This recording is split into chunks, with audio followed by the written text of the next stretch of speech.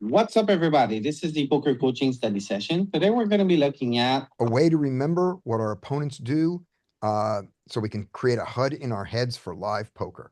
So this guy, the fence, his first thing he does is he opens to three big blinds. Three is in our number system, MS, which is a moose. So the fence has little moose antlers on the top of the fence. All right, let's see what happens after that. And we play out the hand fast. Keep going. All right, the call, we're not keeping track of calls yet. All right. And then what happened? He bets three and he goes, okay, next hand. Andy.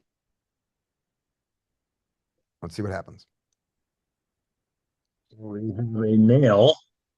Okay. The surfer is a nail. All right. The surfer's a nail. I'm picturing nails in his surfboard. Okay. Good. Next hand. Brian.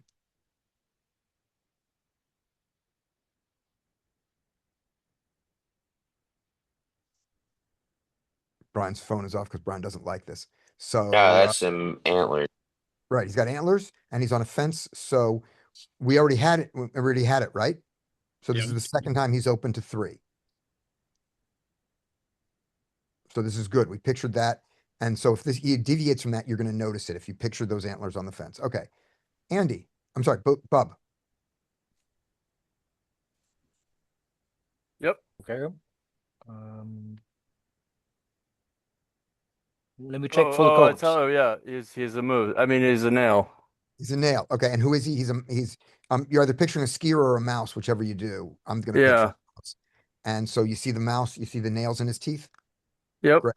Okay, good. Next one.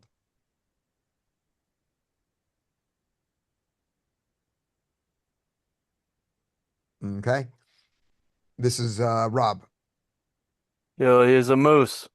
Okay. He's a moose and he's a potato. So you see the antlers coming out of the potato. You picture it? Yep. Yep. Right of it? Okay, next one.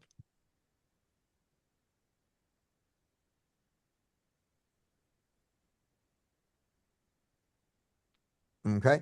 Brian. Second nail. He was Okay. Second nail. already a nail. Yeah, Right. so Okay. All right. Now we're going to pause for a second. And here's my question. Bub, what size does OO fence open to? 3 bigs. Yep. What do we know about Esma Hackles right now? Nothing. Good. What do we know? Brian, what do we know about our mashed potato there?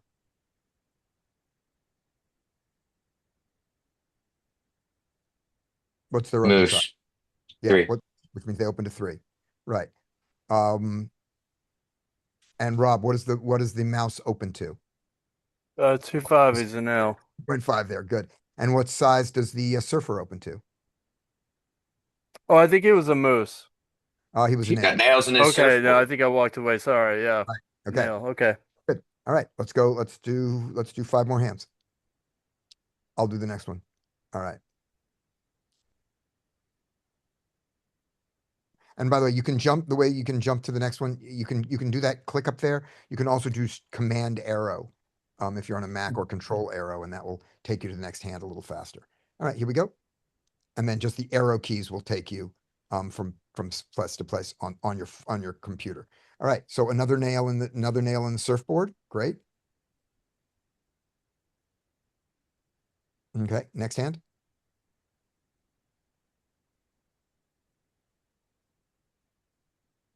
It's me. It folds. Next hand.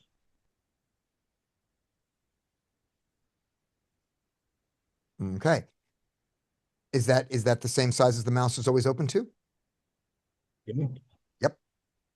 So Mouse with a nail. Yeah, hasn't- yes, my bad. Mouse running around stabbing people with a nail. right. He hasn't deviated yet. Okay. Next hand.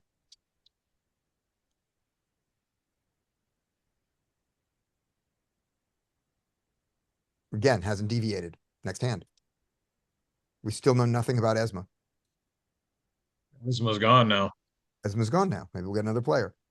Okay. And the fence still has antlers, hasn't deviated. Yep. Yep.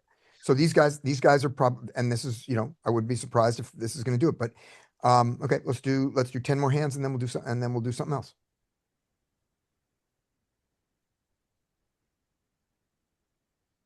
right? And now we know, this is your first open. So we've got Yeah. we've got a nice picture of you opening. And This was back. yep. And for you, I'm going to make you into paper because it says good fold. So the paper is nailed, nailed there with the paper. All right. Esma's done her first raise. Yep. Nose. And it's a nose. So the sticky up Esma person, and also I'm doing it by location of where they're sitting, I'm Right. picturing it in that location. So there's a nose there. All right. Same thing.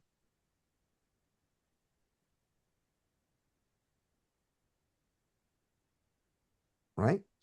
Same size. Oh, Okay. So that's our little miniature thing with it. Do we like to add something like a happy face or angry face if they 3-bet or don't? Yeah, We we're gonna put start. a Yeah, can you're we gonna put a want to. little fish emoji next to LOL good fold? Yes, we have those as our things. So the things that didn't come up here that came up a lot live in my session is all the limping. So let's jump to another table. Maybe yeah, add I'm kind of surprised we didn't really see any limps. let's jump to a table. If this is a higher stakes table, let's jump to a lower stakes table where we see some limps, where we might. Now you see more limping at low stakes than high stakes? That's crazy. I know. Okay. But now, while we're doing this and it's gone, Rob, I have a question for you. Yeah. What size does does the surfer open to? 2-5. Okay, Bub. What size does mash open to? That was a potato with 3. Yep, good. Andy, what size does Esma Hackles open to? Nose.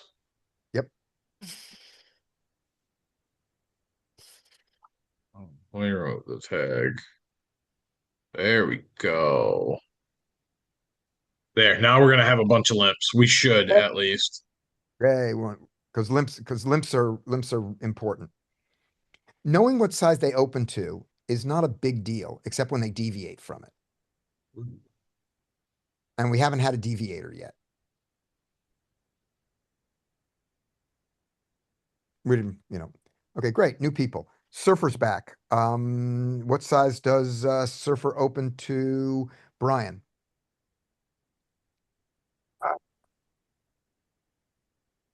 2.5. Good. And then all the other people are new. So Fiesta, picture whatever you want. I'm gonna do one. It's not the First same limp. surfer. Oh, it's Is that different. the same? It is. It It's is. trade surfer. Oh, okay. Yeah. Yeah. Fiesta, I'm gonna do a pinata for that. Subar, Taco. what? Taco. Yeah, you can do it. Okay, Taco. Subar. Lesbian. Subaru. Subaru. Subaru. Lesbian. Lesbian.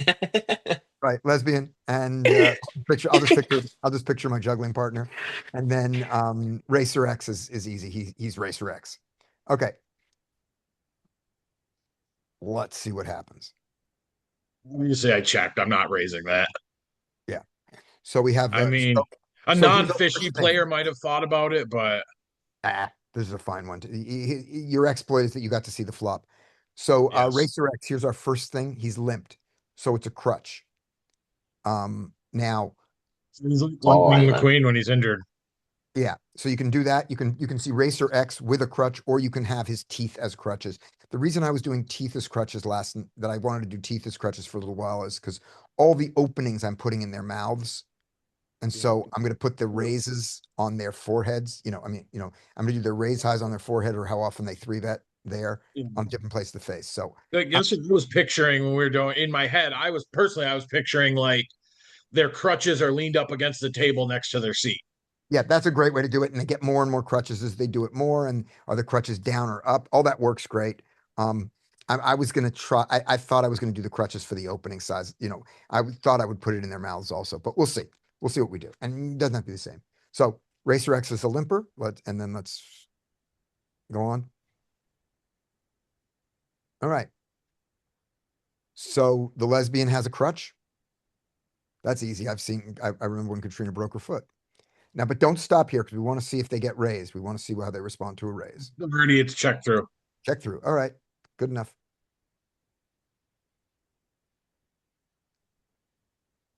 Okay. That's another crutch. The lesbian's gonna get raised. Yep. Yep. Gets raised. This is perfect. Let's see how she responds. She folds. So the picture is, so that crutch in this, in our lesbian over there, who is, by the way, Katrina, an excellent juggler and a excellent comedian. The crutch is broken because it's a limp fold. So, a weak broken crutch. All right. And we attack people with crutches, especially when their crutches are broken. We are mean, terrible people in our mnemonic heads. So, Brian, what are we adding to the racers picture?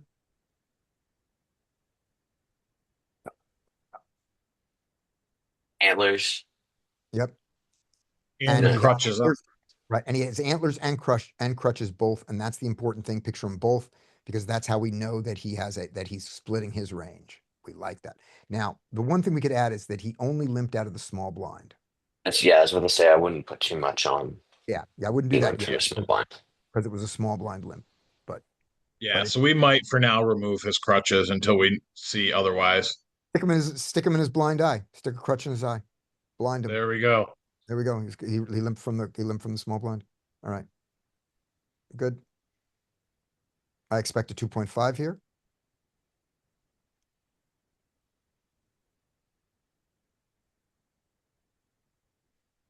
All right. Rob, what's the picture?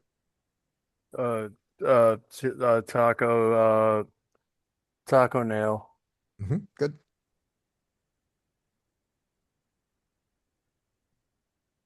All right. Nick the Blade. All right. Yep. Nick the Blade has got to nail the blade. Yep. Good. All right. Ooh, looks like we have a new member today.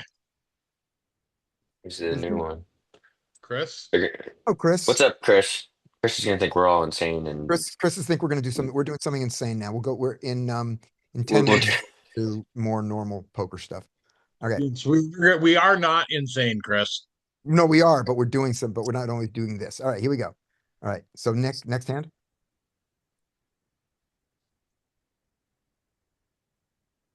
Next Why is hand, it Andy. not? More hands, Andy. Oh, so that would be why. Hit buttons. I just didn't realize I didn't have the window. Oh, okay. All right, here we go. All right. All right. Oh, what is the fish gonna do here? He's gonna fold. he's gonna fold. That's pretty fit. You can play 10-8 there. You can play 10. Yes, I can accept What a this. donkey. I know exploitated because he tends to over three bet. He All three right. bets a lot wider versus a small blind open. All right, then fold. So I Fine. know that just from history with our villain. Great. Good adjustment. Definitely not folding pre-flop here though. What Nope. size am I gonna open to? 2.5. Okay. 2.5.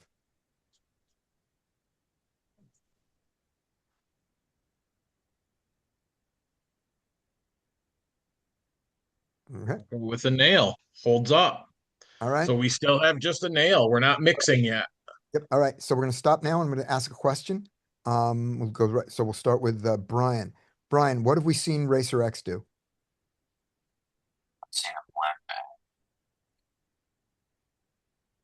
We've seen him do two things. What were they? And limp and raise to 3. Good. What have we seen, Bub, what have we seen Nick do? Well, actually, I don't know about Nick. He came new in, right? Yep, he's a new one. You didn't see him? Okay. Andy, what did Nick do? He was a razor blade with a nail. Yep, so he opened to 2.5. And Bub, so the same thing with Racer. Tell me, we've seen Racer do two things. Yeah. Specifically, they were what? He limped and he raised to 3 big blinds. Good. And where did he limp from? Small blind. Good.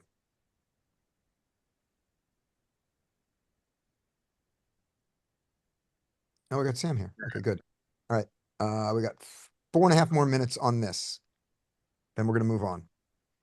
Okay, let's go to a different table. So Racer X now twice has limped in small blind. Yep. That's Small that's blind. pertinent. Yep, that's pertinent. Let's raise Okay, him. we can go to a different Okay, table. I was gonna say, let's raise him and see what he does. Okay, or we can Oh. go on. Because we're gonna raise him. Let's see what he does. If it's easy to, if you've got that, I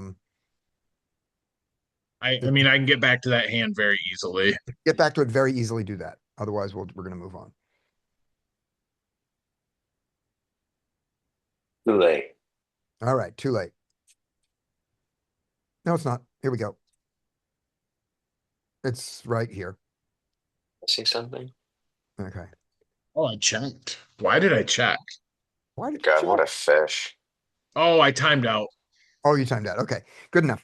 All right, so here's gonna be the thing. We're gonna jump to another table.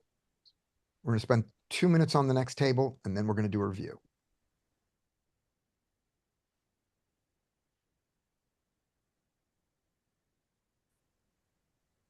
Is this a table we already looked at?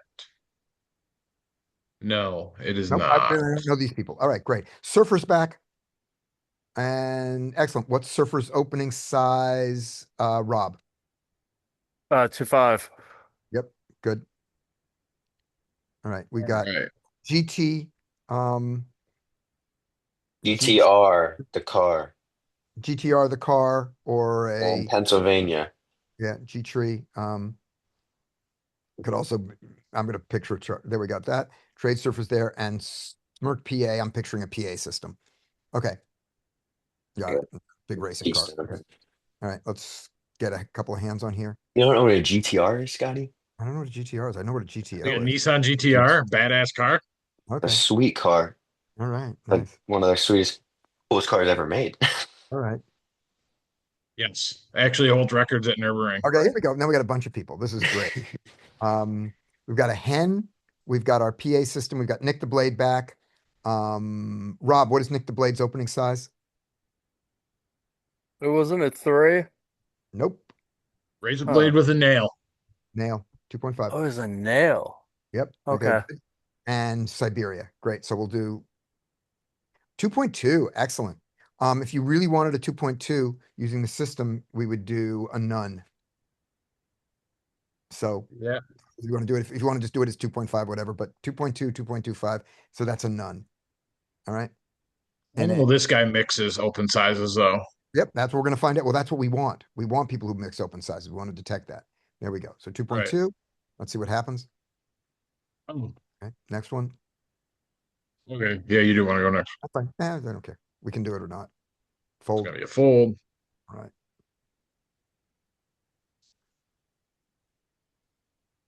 What size are we gonna open? 2.5.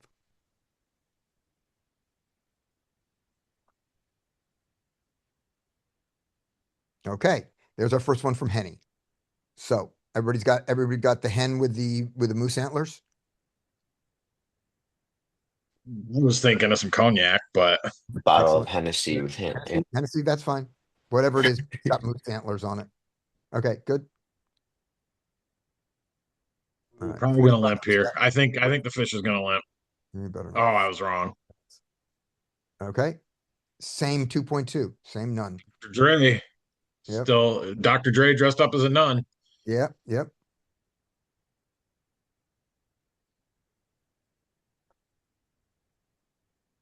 Right. There's a new thing. Our Siberian, this is our first action from Siberian, and it's a limp from the small blind. So it's a tiger with crutches. Yep, okay. Ooh, actually, let's see. I'm sure I checked back, but maybe I didn't.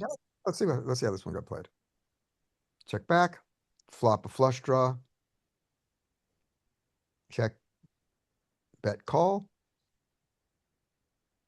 Nice. I like that the follow-up worked, but they didn't get that thing of, oh, you can't have a queen here. And instead did the other one of, oh shit, now you have 3 queens. I was only beaten a little bit by 2 queens. Now I'm beaten by a lot of queens. All right, stop. So here's gonna be the review. So Brian, as we go here, what have we seen Dr. Dre do? I don't know who Dr. Oh, there's Dr. Dre. What I did don't Dre do? think we've seen. I haven't heard you say anything about Dr. Dre for Nissan GTRs. Yep, no, Dr. Dre. Oh, sorry, GTR. Oh no, no, It's Dr. Dre sexy. works in person. That is really sexy. Yep, they did some. 34. You Personal remember, favorite. you remember what they did? Dr. Dre? Yeah. No, I was looking for GTRs. Okay, that's fine. Bub, what did Dr. Dre do? He opened to 2.2. Good.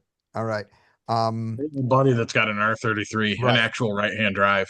Right. Here's the fun stuff. Okay, so for this. So Rob, what did Henny do? 3. Open to 3. Good. Did PA do going down the list? Andy, did PA do anything? No, we never saw anything from PA. Okay, good. Sam, if you want to turn your phone on and play the game, you can tell me whether what Nick the Blade's opening size is. If you're not turning on the phone and doing something else, that's fine. All right, back to I me. have no idea. Good enough. So our Siberian here has limped and limped from the small blind, and we have not seen them open yet. Okay. Now here's the fun of this. We're gonna stop here. There was a player called Mash. You guys remember the player called Mash? It The was potato Yeah. mash. It was He two had tables. antlers. Right. That was the thing. What was Mash's opening size was to 3. We had a player who named Subur, Suburu or Suber. Suber the lesbian. Right, Brian and Bub. What do we know? What do we know about Suber? This is from 2 tables ago. Was it Lesbian. moose or nails? Moose or Lesbian with nail- crutches. Okay. Yeah. Anybody else remember what it Ooh. was? Broken It would have crutches been for a a lot lesbian. cooler if it was a lesbian Crutches. with male. Right. It was a crutches. It was crutches though. Yeah. They're broken. Yep. And they and Lesbian with broken crutches. folded to a raise. And the thing that I claim about this, and okay, let's see, what was one of the other players that we had? Racer? Racer, yeah. What did Rob, what did Racer do? I don't know. I'm sorry. I don't That's know. okay. That's okay. And he limped out this He limped out of the small blind and he did it twice. antlers. Yep. And his open size was to 3. And then we had the surfer. Yep. Our surfer's open size was 0.5. What? Nails in the surfboard. Yep. so. I don't know if this is going to help you guys. It's unimportant online, live. The exercise for the next couple of weeks, and you can do it any way you want. I want the people who are playing online to also do it, but it's important live, which is I want you to imagine you're at the table, and after about an hour, one of us comes up to you and says, "Hey, what can you tell me about everybody at the table?" And I want you to be able to say for everybody whether or not they limped, what their open sizes were, whether they limp folded, limp re-raised, or limp called, and how they mixed those. Those are the things that you just know about every player at the table. There'll be more later. And if the way you can remember that is I just remember what they do, great. If that doesn't work for you, try this way and see if it works. It is definitely I'll tell you one thing, when you do this, you will now be active in every hand that you're not in. And you will find yourself, do you guys ever get to the turn of the river in a hand you're not in, and all of a sudden something really big happens, like it's a raise and a re-raise, and you look at it and you go, what was the pre-flop action? And you didn't see it or you don't remember it. Do you guys find yourself in that situation? I do too. This will keep that from happening. You will get exhausted It's mentally taxing to do it. And you don't have to do it for every hand and forever, but start doing it. You're going to really build up a database in your head of people and how they play. And when they sit down at the table and there's going to be richer information as we go forward. So that was as long as we're going to do that one. Who's got hands that we're going to actually look at and play and do poker You stuff? lost Hey, the can new I guy just ask what already. you do when they have variants, like when they actually, don't Yeah, maintain an opening bet? Like, if sometimes they're 4 and then they're 3 and then they limp. exactly. Well, And what would you Like, normally assume about that? Like, what would you I assume have their a range HUD, is when they man, go so bigger? I Yeah, go no, off but the I'm HUD. saying, no, you know that they normally open to I think they're 3. playing face up. Right, but Well, is what does that mean? the bigger size stronger, or is the bigger size weaker and needs folds? Is the bigger size hands like Jack and Ace King because they're scared to play them post flop? They don't want to go post flop, or is the bigger size aces and kings because they want to get more money in the pot? Well, I don't know that until later, Yep, but yeah, you're absolutely right. It's gonna be one of those. right. Those Um, are common but things. that takes this. I guess my question wasn't so much like the poker theory on it, but like if it converges with this at all, or Oh if you yeah, just put them in a definitely. separate box and you're like, No, it's okay, fabulous. It goes like this. You look at the guy and you see because I was doing teeth last night and he's uh, got two rows, roses with thorns in his teeth. He also, he's got two roses, he's got a couple of nails there, and he had uh yeah, that was it. And so it's like he's varying his sizes and he has these messed up fucking teeth, mm, like a Japanese schoolgirl. And nice racism. Uh, I was and when homophobic yesterday. you were homophobic yesterday, and you did it during Pride Week, so at least I didn't do it on August 8th. The point is that just move on. Damn. Just move on. I can edit all this out. We So probably should edit please, the so when Subaru you stuff and nobody watches our videos except for us. They're only there for us to review. I watch them. Right. So to answer your question, Rob, is when you look at the person, you're going to see this messed up mouth. You're going to, see Uh-huh. all these things, and it just tells you this person mixes all their sizes.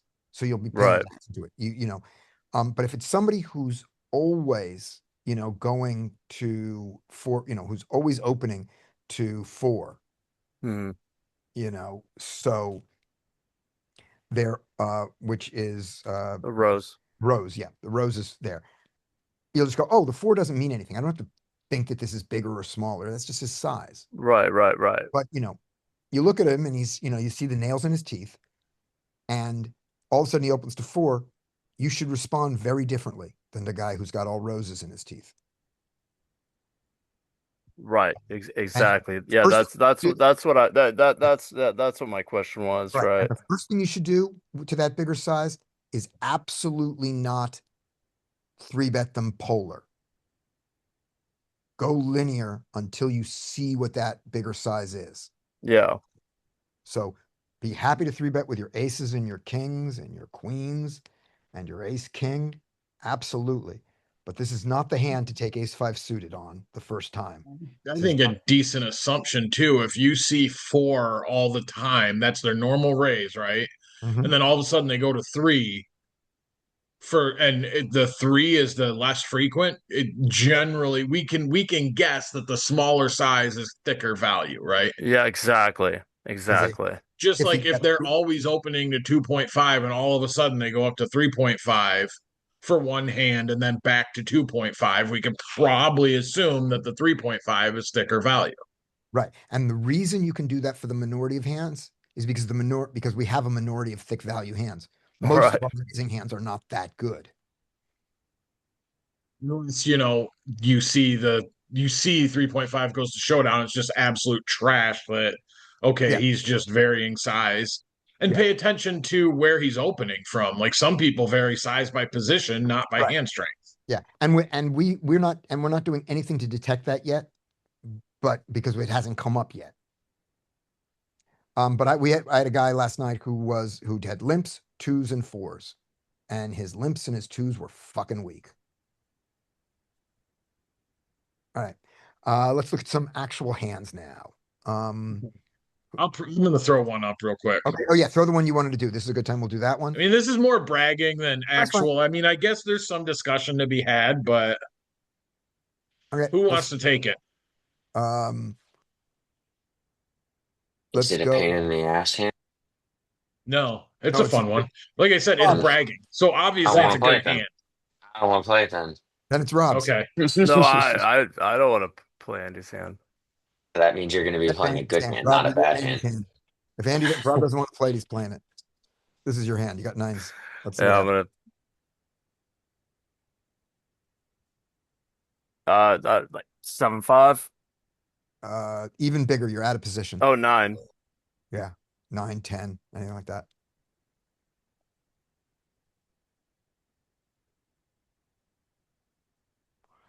Well, this is fabulous and fucked both. This is great. What do you want to do, Rob?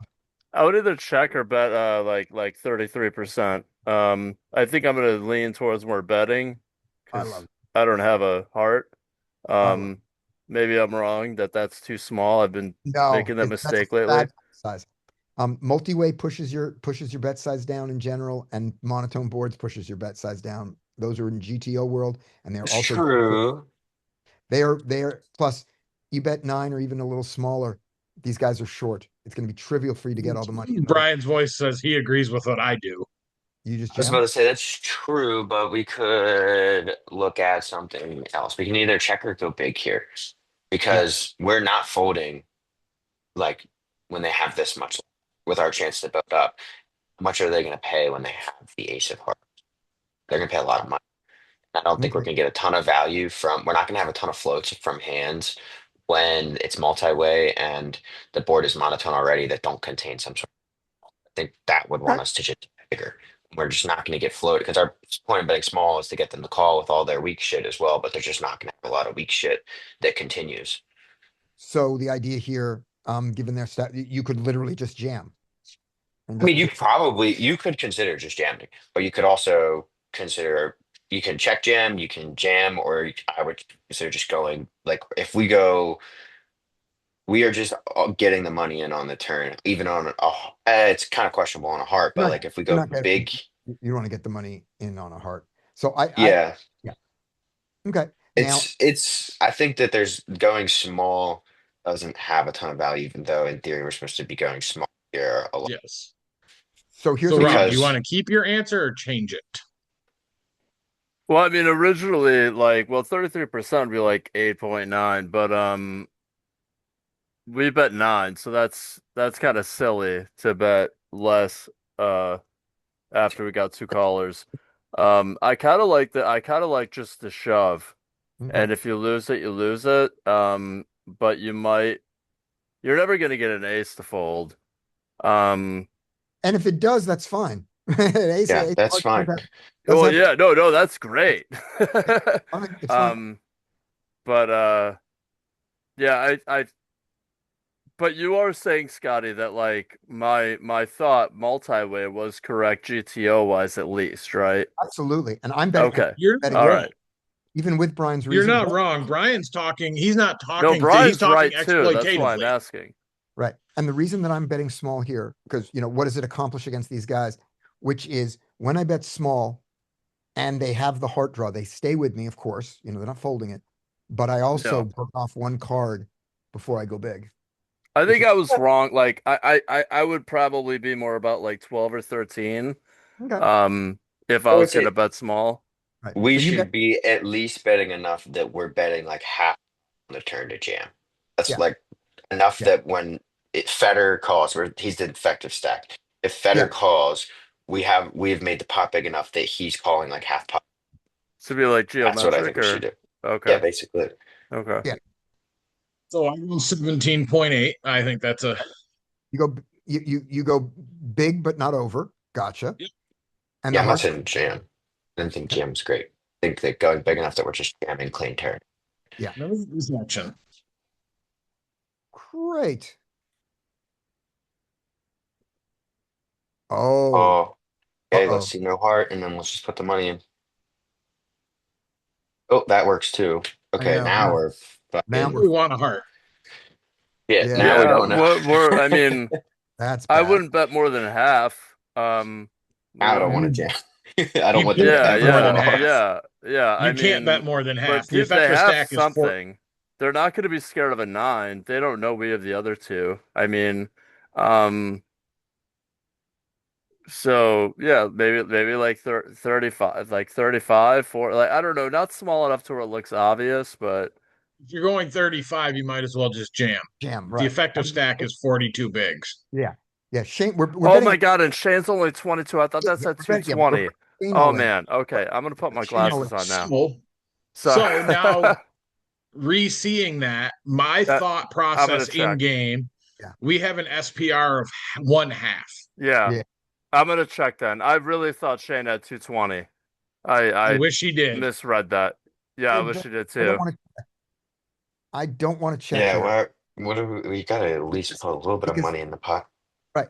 Checking does the nice thing is it gives a flush draw a chance to get there, but when they What if- don't get there, they have nothing to call you on the river. That's true. They have no out. Yeah. So that's a my problem. thought If in you check them game, and bet, that'd be great. right? My So, like, thought 15. in game, Yeah. it heads up, I would have bet here for sure. Mm-hmm.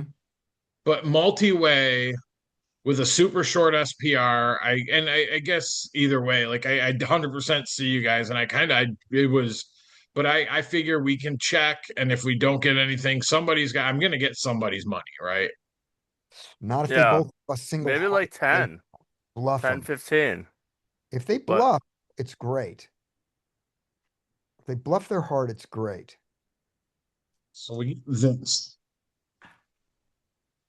Great. I would call this because Shane might call right behind me.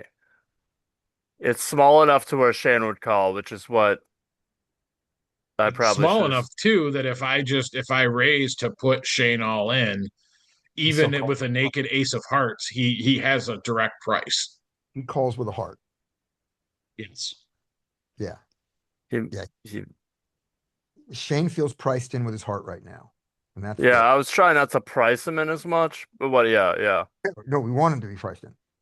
Pretty priced in. We have at this point, the only thing that can beat us is if somebody has like Queen Jack of Hearts, Jack 8 of Hearts, straight Yeah. flush, No, I'm not or worried quad about being tens. beat. I was more worried about Shane just like not giving us another 7 big blinds. That was my thought. So if we raise here, he can fold a 10.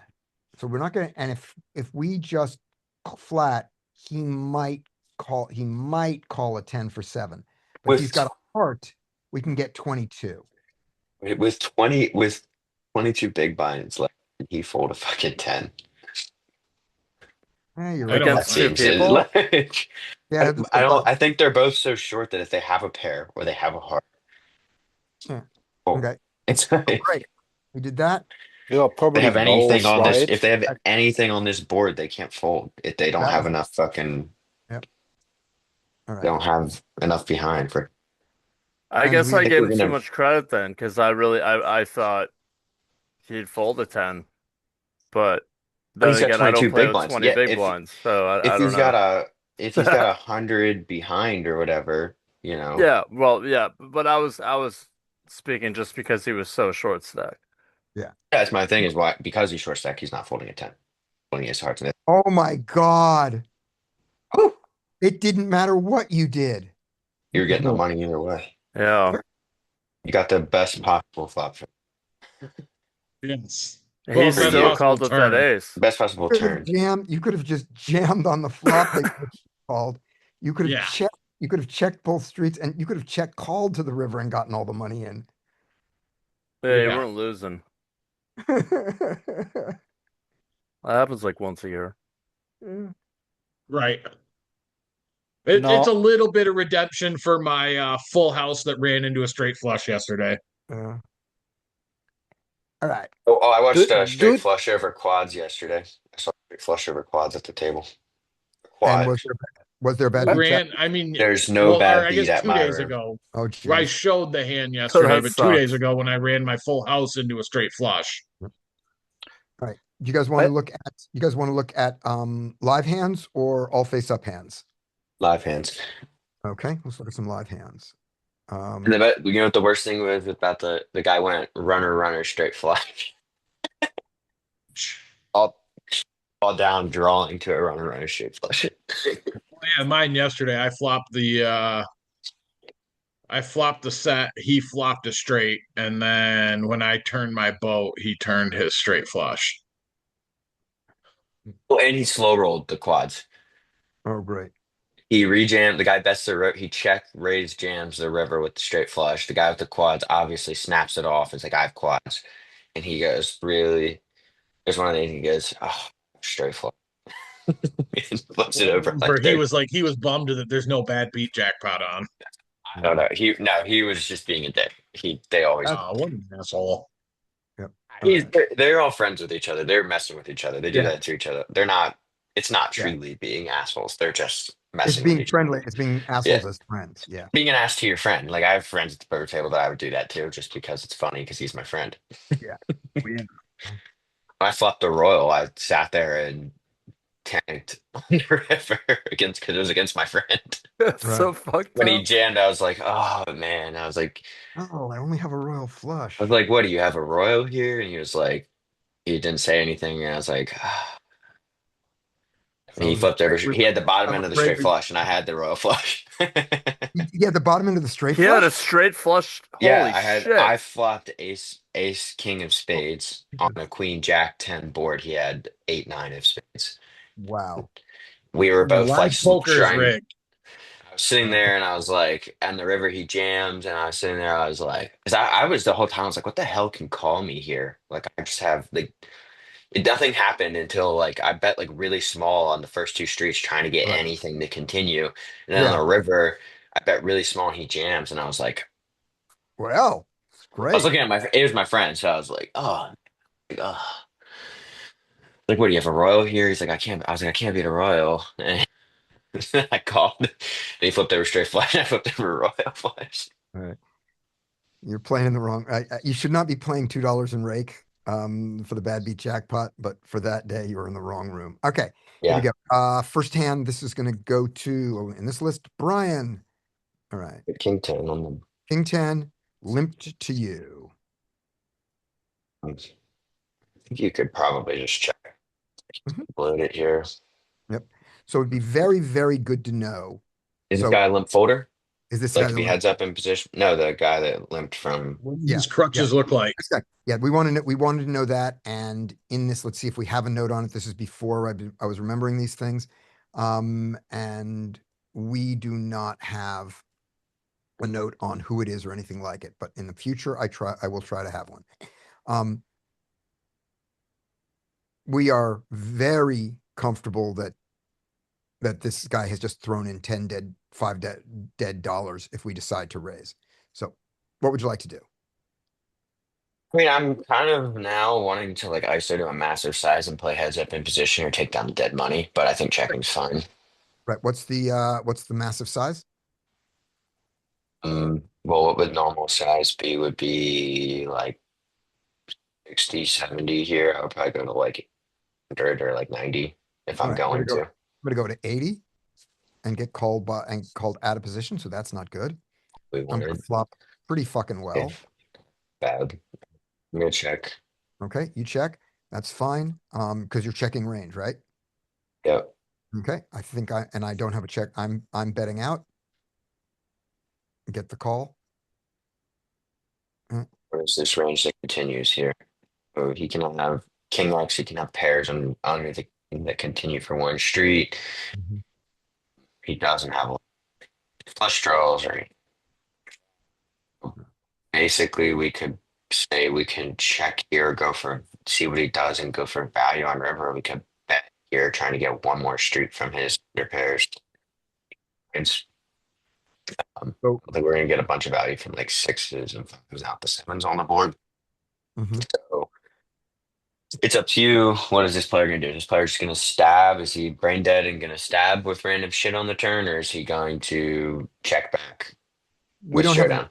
we don't have a note, but I think check is our best bet here. For 2 reasons.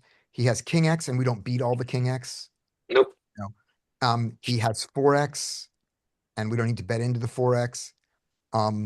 And when we go, and when he has pairs and we bet again, those pairs are afraid that they're going to have to face two bets and they're more likely to fold now than on the river. Because when we do it on the river, we take the lovely over bluffed line, bet, check, bet without, and we're not bluffing. And that's great. So I Like really want to The slot this into a bet check. the check line's better Yeah. because we because there's not like I would want to charge if there was more draws on the be Right. betting more to charge than Yes. the river. Right. But there's Here no draws on this board. we're just checking. Right. And the fact that he picks up a backdoor here with a 5-6 and the spades is unimportant. So we check. He bets Oh three. God. Yep. What was the pot? Like a pot size. Right. And the note that- 372, so a little bit less than pot. Right. Right. So which is he doing here? Is he It's bluff bluffing catch. or is he overvaluing a hand? We bet on the flop, we bet somewhat big. We bet more than half pot. Yep. We bet. No, we bet. Yeah, we bet just over half pot.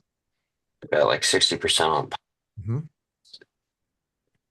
He calls and now he's betting almost pot on the turn. I think that this is under bluffed. Okay. We have a bluff catch. Okay. And we may have to, and we have to face two streets if he's willing to do it. Yeah, you could try and do a little bit of the street chicken here Mhm. and get him to see if he'll fire the river. Yep. I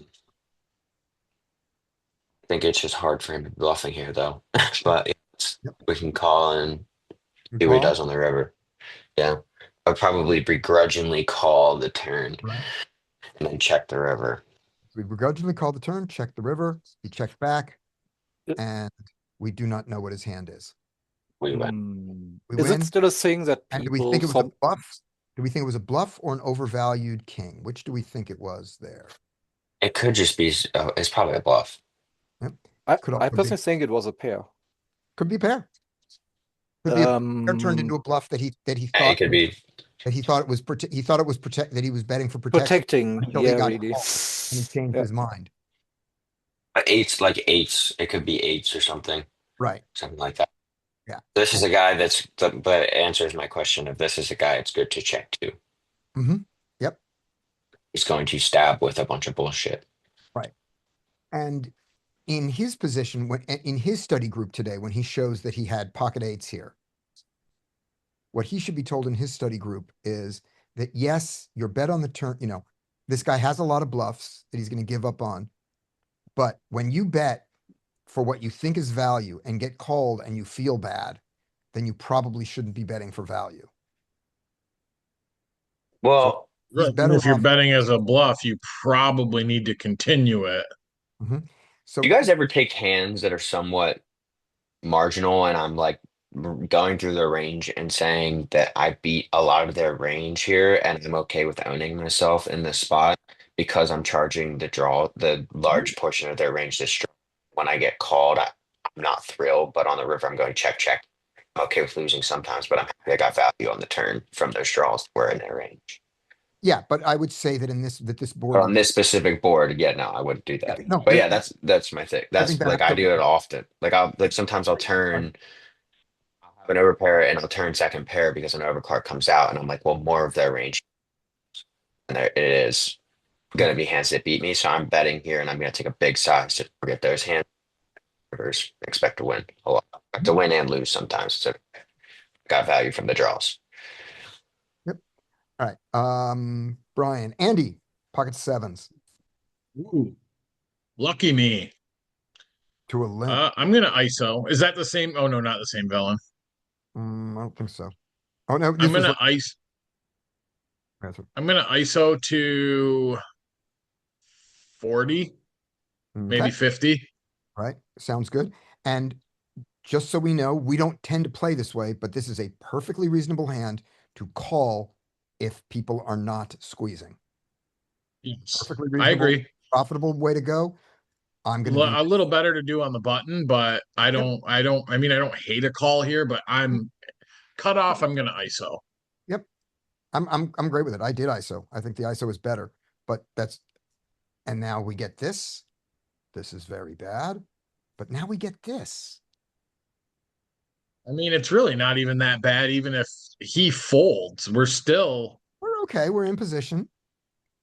We're deep. we're in position to a small 3-bet size. Like Yeah. that. I mean, he could easily you kind of get the, especially with that size. Mm-hmm. You know, you kind of get some people that look at ISOs like, oh, this guy's just ISOing the limper, trying to steal. I'm gonna re-steal type of shit. Yeah. So we can absolutely call here and set mine. Or Yeah. better. We can absolutely I mean, call. I think we could call even if the limper folded. Yeah. Now things get fucked up. I remember this hand. Oh, I remember this so much. He bets 400. Oh, fuck. What's our notes on this player? This player is the one in the king 4. He's the king 4-4 guy. He has bluffed or overvalued. He either overvalued an ace-x or bluffed on that king 4-4 board. He's that I mean, guy. he has a ton of natural bluffs here, especially as a 3-better. Yeah. He's probably not too versed in theory if on that based on the king 4-4. He Yeah. bet pot into 2 players from out of position. He Yeah, did. Yeah, that's not an overbluff spot there. no. There's not a ton of Fuck. bluffs either. No. I mean, he's got his aces that aren't even actually having a true straight draw right now. Mhm. This could be a Yeah, good spot I to mean, just. and he literally could have 3-bet if he's the kind of player that's going to 3-bet a lot of pairs here. Yeah. Fuck. What are you gonna do, Andy? He's 3-bet out of the small blind from out of I want to position. peel once. He has a What about- limping range and Yeah, he but it was has. a tiny fucking size. It was a tiny fucking size. I mean, do aces and kings without no? I mean, what size would he take? Have you seen many 3-bets from him? Is this We don't just have a kind of note. he doesn't know 3-bet sizing, so he's We don't know. Our note. I got to peel once. Okay, you're gonna peel once, and I didn't. I'm gonna All right. exploitatively lay it the fuck down. That's what I did. What I'm working on right now. Yeah. I decided on this one. I remember the misery of going, I don't want to take this to you guys. I want to show you guys me doing this. But you called to set mine here, not to flop an overpair and get stacked. Yeah. Yeah. And I decided that the way to do this was that if I had to decide, the 7 of spades was the deciding factor. And also, you were like, "Oh, I call here. This guy's probably gonna play face up post." Is that part of like your thought process? So when he's gonna play face up post flop, He just did. and you're in position, he just did, and he told you That's that you fair. need to fold. You need to fold. He told you, "Get the fuck out of the way. I have fucking aces, kings, or queens." Yeah. So there we go. All right. I think it's a good fold. It's one that I've been 2 working on doing. minutes. I'll be back in a couple minutes. Okay. Good enough. All right. Next hand goes to Bub.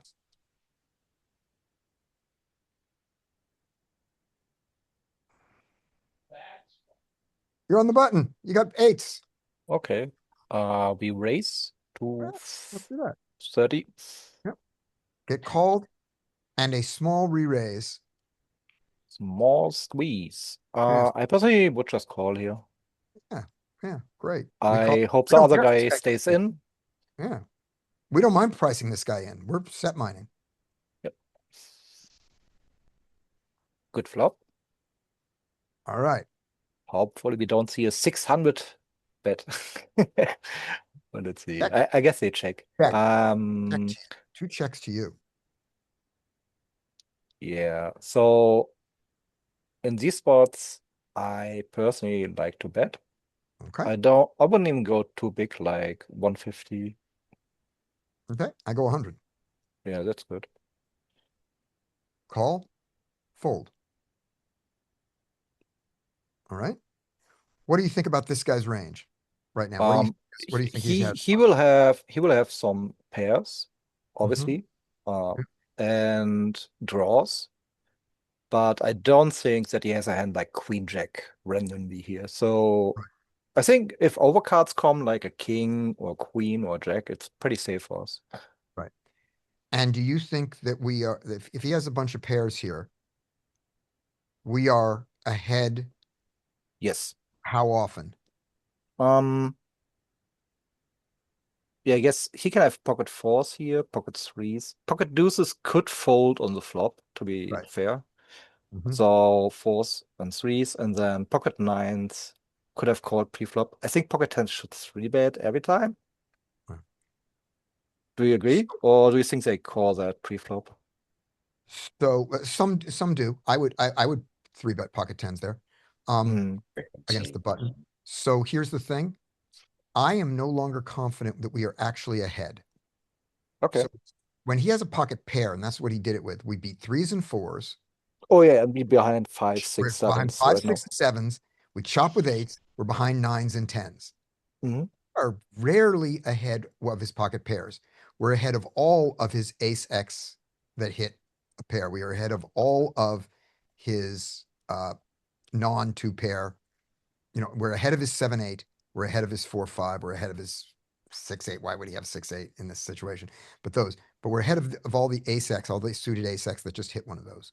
So I'm Mhm. not confident at all after this. I mean, I'm fine with my bet, but I am not at all confident I have the best hand.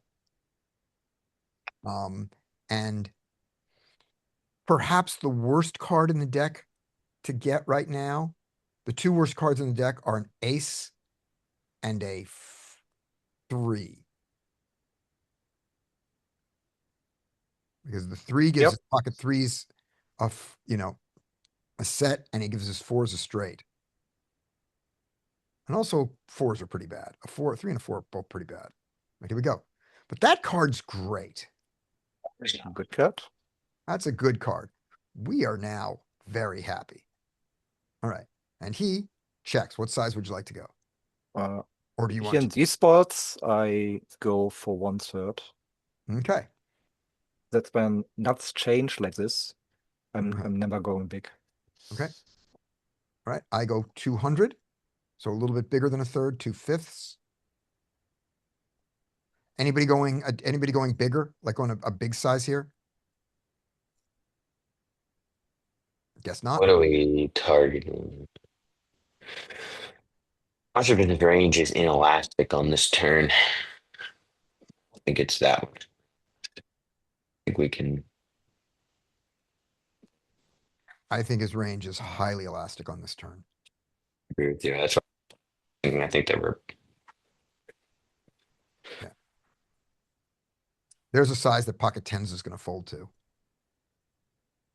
I mean, actually, I wouldn't. If I was looking at tens, I just think tens and nines are still in there. They're not folding.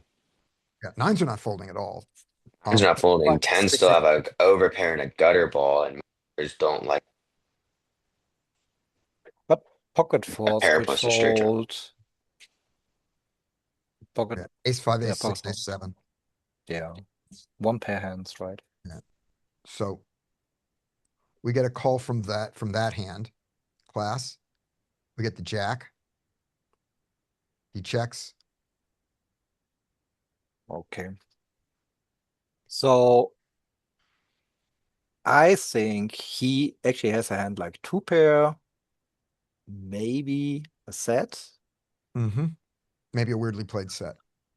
At, at least all I'm saying is we should target two pairs. Yeah. He could have a one pair hand like a7, but that doesn't really matter, right? We are Right. targeting two pair, but we cannot go too big here. So probably just half pot. I don't think two pair will pay a lot more. Right.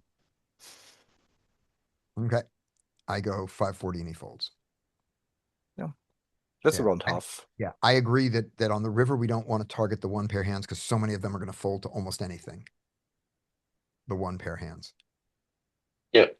Because all the overcards came and this stuff came. So If he had a set, he would have called you. yes, he would have. If he had two pair, he might have called me. So I think we ran into the ace 5 kind of hand. He's Ace 6, ace 7. That's some, 6-4, 5-4, 7, Yep. Okay. 9-7.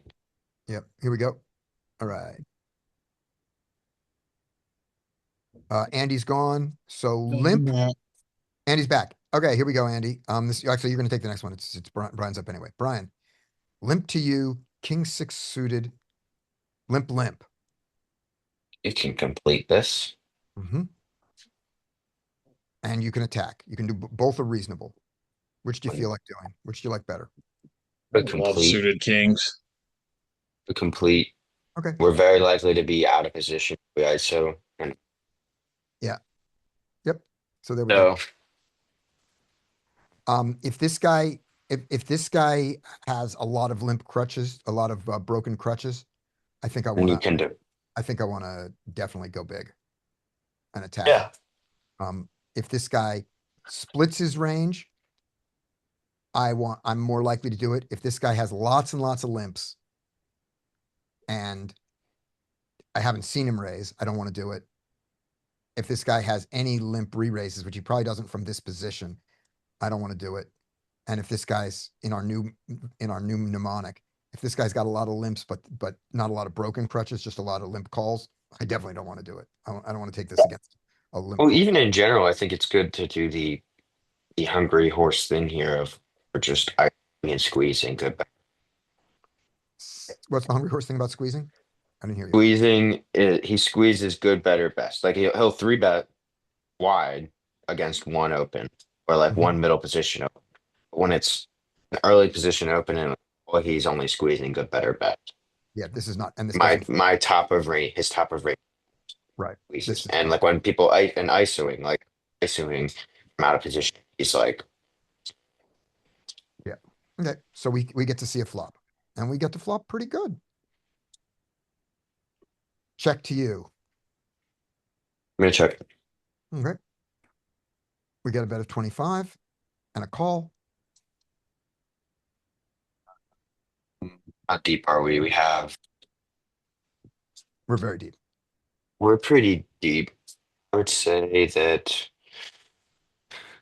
I would only check raise here. In limp pots, I think people stab too wide.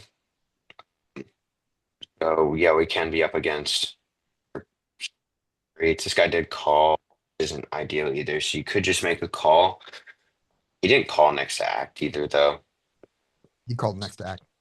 Now there's a guy in between. No, this I bet. Oh no, you're right. You're right. It wasn't. I'd forgotten about that guy. So he did not call next Yeah, to act. He wanted to he's play. gonna have a decently strong range, but but that's what makes it kind of easy to go big. So if we check raise here, and the guy calls or the other guy calls, and we just shut. Mhm. Like if they both call, or that guy folds and the other guy calls, very strong. We're gonna want to chill. But when we get called by one of them, we're gonna be able to make them fold by river. I would check raise to a small, to not a massive. I would check raise to like 125, just Okay. And the enough other to thing, keep stay deep. and the other thing that I think is common is if we call here, very commonly this turn is going to go check, check, check. Because when this guy gets called in two places, Which isn't good. yeah, Makes it harder to make him fold on the river. makes it hard to get. Yeah, but I mean, if we're trying to realize our equity, Yeah, it's good for us to realize, but it's yeah. So good for us to that's all I'm trying to do. But I see what I win the see. pot. All right. So now we expect it's going to go to check, check, check, right? Check, check, check. Yeah. All right. Which also, we only have one bet to do it. But when this guy doesn't bet the river, he is capped at, a pair here. When he doesn't bet the river. And that's the thing here. So when this guy, Or a superstation-y like naked ace. yeah, when this guy doesn't stab, we have license to win this hand as long as the river isn't the card that fucks us against these guys. And then it's that card. The cooler card. I know this is interesting. Okay. So he bets 30. So we of course are going to raise, right? Or and what do you want to do? This range. This range here. That's very small here. Or four liner, which does not exactly mean he's capped. He goes small. Mhm. From what I'm to notice. He's 4 card straight boards. So when he goes small here, we go. I think we kind of have to raise, but it's also the problem is, are we chopping here? We cooler the ace. We go against his ace. We'll probably call. Pair the. Yeah, his ace is calling. Yeah, Pretty big bet. is it better for us to and see it play 3? We'll call and chop up his money, or do we? I would say we should just fuck he has, and hopefully we are scooping his ace. Right. So We get paid more. you cut out. We do. So what you want to do? You cut out right on the action part. I would raise here. And we're Sure. raising to. I mean, if I was trying to make an ace fold, Mhm. I would have to go like really, really fuck. I mean, I'm gonna raise to like 200 here. Sounds good. Okay. The note on this hand here is that when I pre-flop, when I was deciding not to do it, the straddle had capped his cards. He put his little card protector on his cards. And this was early on before I realized that he was doing it on every hand. So when I looked to hit to my left for doing the raise, he showed that he wanted to play the hand. And so that was the other reason I didn't ISO. Okay. Okay. So we saw that. And then we looked left here. And if I remember this hand properly, he was already loading up a raise. Him? Yes. When He's well raising. on the river, no, he did. Check, check, check. Bet while I'm deciding, he's decided to raise. He's given me a raise tell. Then just call. Yes. And he doesn't have 6-7.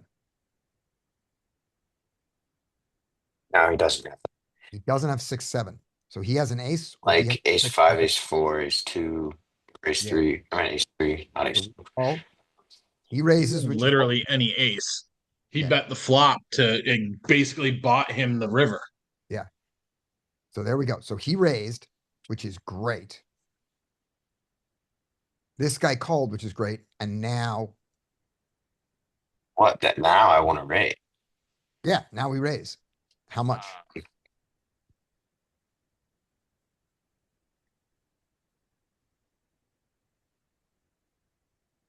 You look so.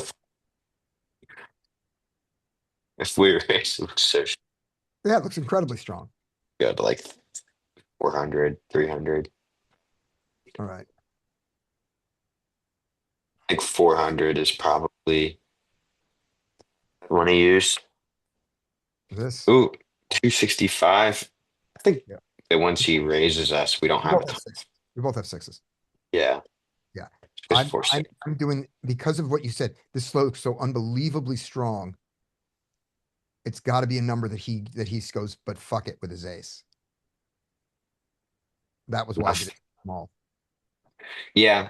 I mean, I guess the way we should look at it is that they're likely the other guy has an Yeah. And this guy the figured other it out. guy's a 6. Yeah, Yeah. this guy figured out that the only way to make money was to keep this guy in. That I definitely had a 6, and maybe I had 5, 6, 7, but why? Why do I have 6, 7 here in this line done this way? Six. Yeah, it's weird for me to have That 6. doesn't like you're raising the Yeah. 90%. 6, 7 is here. Yeah, but he figured it out and didn't re-raise to keep this guy in, and we kept it. I mean, it's so enticing. There's so much money in the pot for him, and he still folded. Fold by him. There you go. Good for him. Weird hand. Okay. So here was a note. So I'm looking for fold tells, and there's a guy who does not have the normal fold tell, right? He caps his cards whether he plays or folds. So he automatically, takes the cards, looks at them, caps them, and then does whatever he's going to do.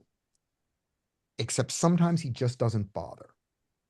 He's just doing something else and he doesn't bother to cap his cards after looking at them. That's a fold. So this was a intermittent fold tell, but I still think it was quite reliable. You just didn't get to use it that often.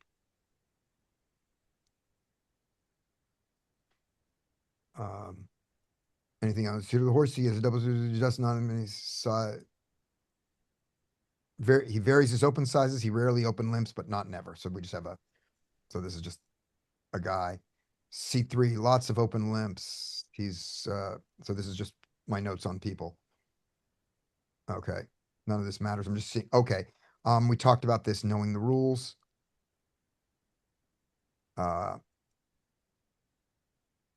And here's the next hand. All right. Next hand. All right, this is Andy. You got King Queen, Andy. Oh, okay. Okay, I dig. Another limper. It's Limpy Oh, we're Day. definitely gonna ISO. It's Limpy Day at 510.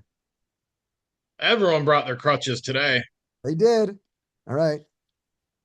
And if he's a limp caller, we can go bigger. We go a little bigger than usual. It's fine. Because, and then we get called by this guy who is mega short. I shouldn't have said that. Oh. I should let you notice it. But there we go. So we hit anything, we're playing for stacks here. Yeah, that's the weird thing. So here we go. 3, 4, 6. He checks. 60 would be 241. Yeah, I'm gonna bet 60 here, half pot. That is such a good idea. Just It's E2. I do not know why I did this. This was just crazy. I just jammed. I just went, That's not. you know. Yeah. I don't hate the jam. Get it in now. You have good Why is equity, that- 2 overs, flush draw. Why is that crazy? We got enough equity. We want him to fold. That's so that was what I was this is why I brought this specific hand. Was when I did it, I went, I can see reasons for doing this, but my note is literally check, jam, fold. This can't be right. But how wrong is it? This is terribly wrong. I mean, he may get froggy with some ace high here, with some 6-7 that we have really good equity against, some pocket Oh, sevens, oh, yeah. pocket eights. He's calling us with any pair. We know Right. that. Yeah, I so don't we hate it. get his ace highs to fold if he has Right. any sort of straight draw. I mean, he could have a fucking singleton 8 here that he calls with. Right. So Or a 7, my bad, 7 that like calls. Or we were always a gonna- 5. Yeah, we were always going to bet this flop, but if we bet this a normal size, like 60-ish, and given his, and then it's all going in on the turn. So, well, that's why I said 60. It's a perfect E2. It's B50, B50. Yeah, if we bet 60 here, he folds out shitty jack 10, 9, jack things that have equity against us if we didn't bet. So I hate a check here, but he folds those to the 60 anyway. What's the point of and if he's got a pair or a draw, he either calls us or check raises us all in and we don't fold. What is the point of the jam? What's better about it and what's worse about it? We want max fold equity. This is the way to get max fold equity. Okay, and we do want max fold equity, you think? Yeah. We don't have anything. We don't, because We only have king high. We don't even beat an ace high. Yeah. So, you know, yeah, I think it's fine with getting a fold now. Yeah, it's a big blind calling range. So, but it's a big blind calling of an excessive size. So yeah, I guess we'd love to have an ace fold. I guess we would just love to have an ace fold. I think it's great that if an ace folds. I think it's. I Right. don't think it really His high fucking might fold matters, for the but 60, though. Right. And if the ace, but here's the thing, if the ace doesn't fold to the 60, It'll fold to the 140 on the. yeah, I mean, it would be nice to get 60 from an ace and then get them to fold, but it would be really unnice to spread it out and have an ace call us both times with a fuck it call, given his size. So with I all think that, that's the problem is when we put 60 in, he has now put in more than a quarter of his stack. Like, what is he folding now? Yeah. So the pot is now 220 and he's got fucking 140 behind. How can he fucking fold anything? Can't fold Yeah. anything. Yeah, so what we've managed to do is by going 2E, we've done the thing that 2E does, which is it generates the most calls, and we don't want to. Like, we don't want calls. That's my There you point go. of like why jamming is good. There you It's go. like we don't want him to call. We are fine. We don't hate the And jam at all. well, All right. honestly, we don't give a shit if he calls. Actually, it's the better way to say No, it. We no. actually don't give a shit. If he folds, that's great. If he calls, that's great. I don't care. We have two Right. overs and a second off. Doesn't Okay, matter. okay, good enough. I like the So jam then. yeah, I don't know why would we go 2E in a spot where we want them to fold? I think so. And well, here's the thing. We don't want them to fold a ton. There's a ton of their range we don't want them to fold. But as it turns out, all of that is going to fold to the 60 anyway. If you wanted to adjust too, like make it so fucking small. Like if you're saying I want to get called one time, again, the fold goes so tiny. Like go like 10. $20, $10 to get him to call and then jam the turn. Right. Would you agree that if you had But I ace would- but I- queen here of spades or ace king of spades, it would make more sense to bet a small sizing, right? I mean, Because it then we would, but beat- still, fuck it. Yeah. Yeah, well, then we can beat ace high, right? We can beat ace high. We also then, but our hand is still ace high when but having an ace high hand and making your opponent fold their range is okay. Yeah. Like that's okay with me. Because if we go 2E, then we're still have ace high in a pot where we're trying to get somebody to call and have them float us with two cards that have equity against us. We just make them. Yeah. We win. All right, there's that. All right, so that's that hand. So yeah, I don't hate it. I see what you're saying, Bub, on, with ace, king, ace, queen here, more likely to do the small bet. When we do the small bet and then, when we do the small bet and then end up with, on the turn, we also have, our equity goes way down with only one card to come. So I do not mind running the equity from the flop more than running the equity from the turn. I'd say that's the other thing too, is then if we're like on the turn, Yep. when we price them in, we now don't have that much equity. It's like, oh, we priced you in to call, and Yes. now we have less equity than we did prior. Yep. Like Yep. that logic makes no sense to me. I'm starting to think that that I'm the best player in the world. Okay. You are, Grab the Scotty. screen really quick. Yeah.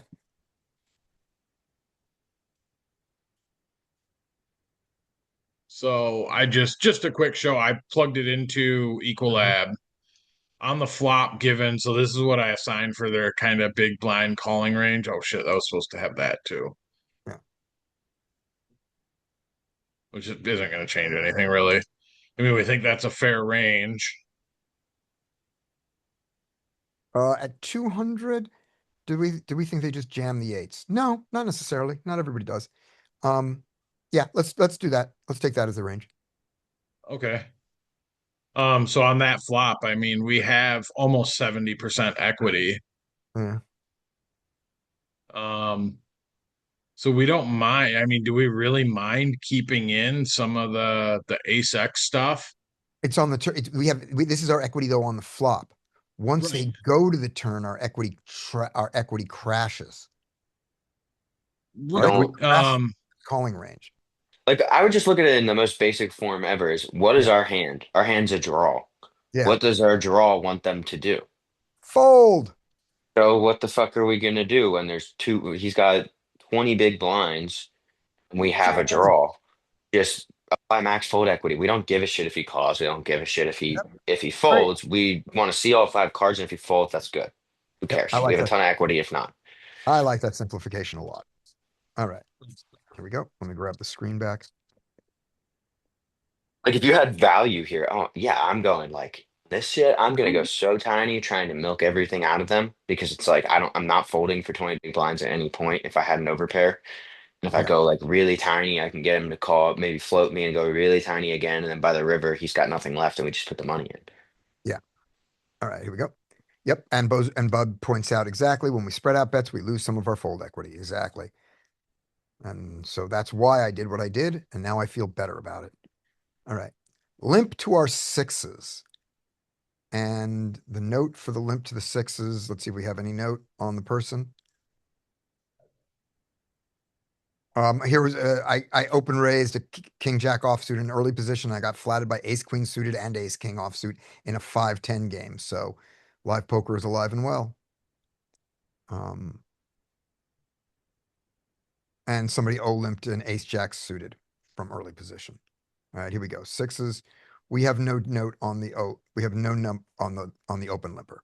What would you like to do? This goes to spectating. You're back. If you want to play this hand, you can either turn on your mic and talk, or you can type in the chat, or you can continue to spectate. But you're absolutely welcome to tell us what you want to do with pocket sixes after someone has in a small blind, big blind, and straddled game after someone has limped. Your choice. Limp behind. Okay. So limping behind is absolutely a profitable play, and you're limping for set mining. And also you should strongly consider ISOing. Both are good.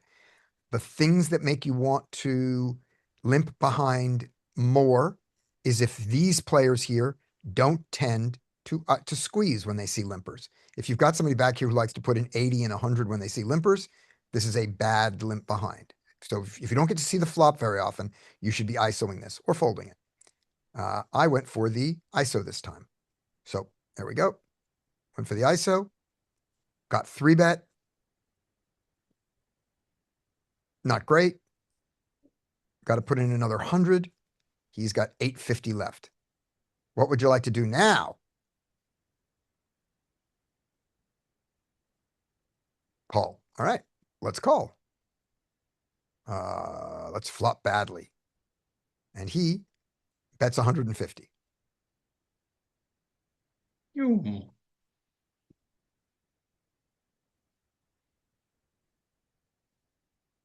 Into 322.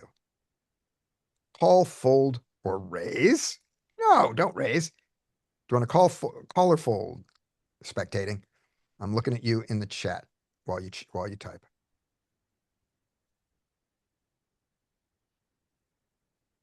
And we don't have an answer. Maybe it's a range bet. Yep, it could be. Just call. Yep. Calling wouldn't be bad, and then folding on the next street if he continues. Bub would have folded pre-flop with only 1,000 chips. Yep. That's also reasonable. Folding pre-flop is reasonable. Unlike the hand where I flopped the over pair and folded, that was to a bet of 400 into a pot of 420. This is a bet of 150 into 322. This could easily be betting range. And we can pick up a 3 or a 7 along with our 6. So we call. King is terrible. And he checks. Check is good. We like that he checked. We got a Hollywood check. Let's see if we have a note. King, it's I now. said, are we? Nope, we don't have a Hollywood check. He just checked. What do we do with our hand when he checked? What is his range? His range is pocket queens, pocket jacks, 10x, ace queen, ace jack that just stabbed at it, 9s, 8s, hands like that, all those kinds of hands. So what does our hand need to become? Our hand can easily become a bluff. Yeah. Become a 2-street, but there's 622 in the pot. So it can be, so there's 2 ways to make it a bluff. Bet small, bet big, or jam straight out. How do you think you need to overbet to make queens jacks or queens and jacks fold? In one for one street, But I'm saying by the river, like if you went small here, and then on the river, you don't think, do you think you need an overbet to make those hands fold? I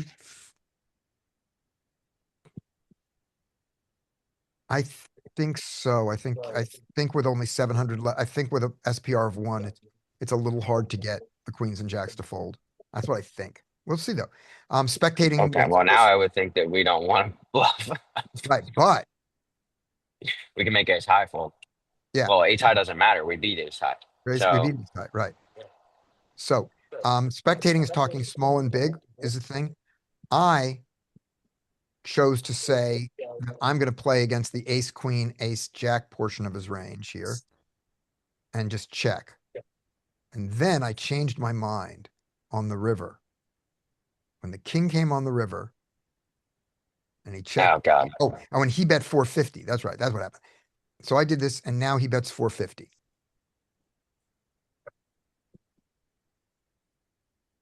But he's got 250 left.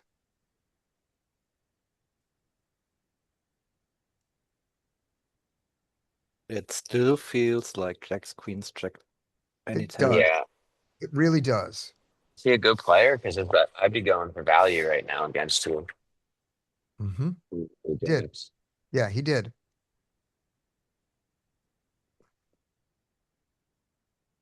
So if he had more behind, we could consider raising this. Because we don't believe it's a king. But he has Yeah, if we had 2K behind. Yeah. Yeah. And we just, We yep, want a lot of money behind. yeah. So we just folded and lost to the queen. And so the opportunity was lost to go for it when the king was the time to do it. We bet small on the king. He calls, doesn't. I don't agree with you. If you're saying you think it's going to be really hard with an SPR of 1 to make queens or jacks fold, then like we probably just shouldn't be bluffing. We should take our showdown against his ace high. Yep, that's what we just did. And Yeah.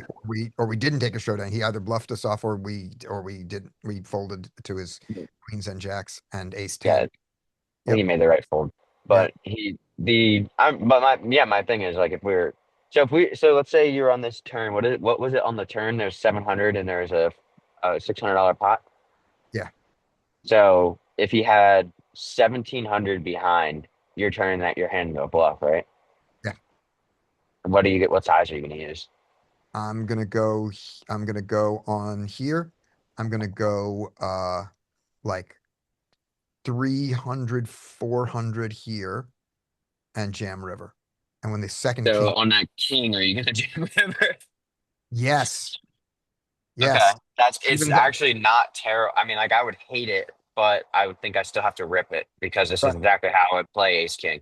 Right. That's the thing is so I have less kings, but this is exactly how I play a king. Yeah, exactly. So it's like it He kind has of enough- yeah. the story tracks. Yeah. But I mean, I'd love it if a king doesn't come on the river because then I'm always ripping it on the river as long Yeah. as it's. Yeah, I mean, I'm ripping the river most of the time. Mm-hmm. Yep. And I'm also what I would really like on the river is I would like to see a 6, which I can't have. I would like to see a non-ace, and I would like to see Ace is bad. but a club is good. Yeah, ace is really bad because you would think we'd fold out a lot of their ace high, but it has a gutter ball. Mm-hmm. So the ace high that And ace floats. 10 and ace 10. Yeah, ace 10. Ace All the 5. shit, all of that shit's not folding, obviously. So we can't really rip it on the river on an ace. But I like a club. Oh, you don't have to rip it on the river. If an ace comes on the river, you don't have to rip all in. You have to bet Right. enough to make queens fold. Yeah. When an ace comes, their hand just keeps shriveling up. Right. So we are not targeting ace queen, obviously, or ace 10 or ace jack. We're targeting queens and jacks, which Queens and we jacks, can yeah. just go pretty small against. Yeah. Yeah. Yeah. I like Actually, that. all the river I like cards aren't that bad. Yeah. I like the non-giving up. Okay. Okay. Next hand is that was spectating. So we're going to loop back to Brian. I will tell you your hand since you're All right. driving. Here we go. You have king 10 on the button and it is a limp from the low jack and then a limp and then a follow-on limp from the cutoff. King What's 10. your ISO size? Like 70 then? Let's see, the theoretical ISO size is 30, 40, 55. So I'm going to go at least to 70, probably more like 85 with king 10. Yeah, go 85. All right. We go 80. From the button, I'm okay with ISOing wider. Yep. So we go 80 and we get the weird call from the big blind. And then, oh no, I'm sorry. We got a crazy thing. We're going to fold here, but it's a weird thing. The big blind goes to 180 off of our 80, just 180. That's weird. And the initial limper calls the 180. And the We're second not. calls the 180. We have to fold here, even though we're getting unbelievable odds. It's going to cost us 100 to play for a pot of 632. For a pot that's going to be 732. We're putting in 18% of the pot here. We're getting what? And We're we getting have- like And 5 we to are 1. dominant, and we are dominated, but we have a Broadway draw. We have to, it's crazy. We have to fold here, but really for just 100 more? Or do we have to lose 100 and then fold on the turn, unfold on the flop when we pop flop top pair? I mean, but that's the decision we make before the flop is that when we flop top pair, we fold Yeah, so I think we just have to fold the here. aggression, but when we hit 2 pair, we get paid. Yeah, Yeah, I- I don't think we can ever fold here pre-flop.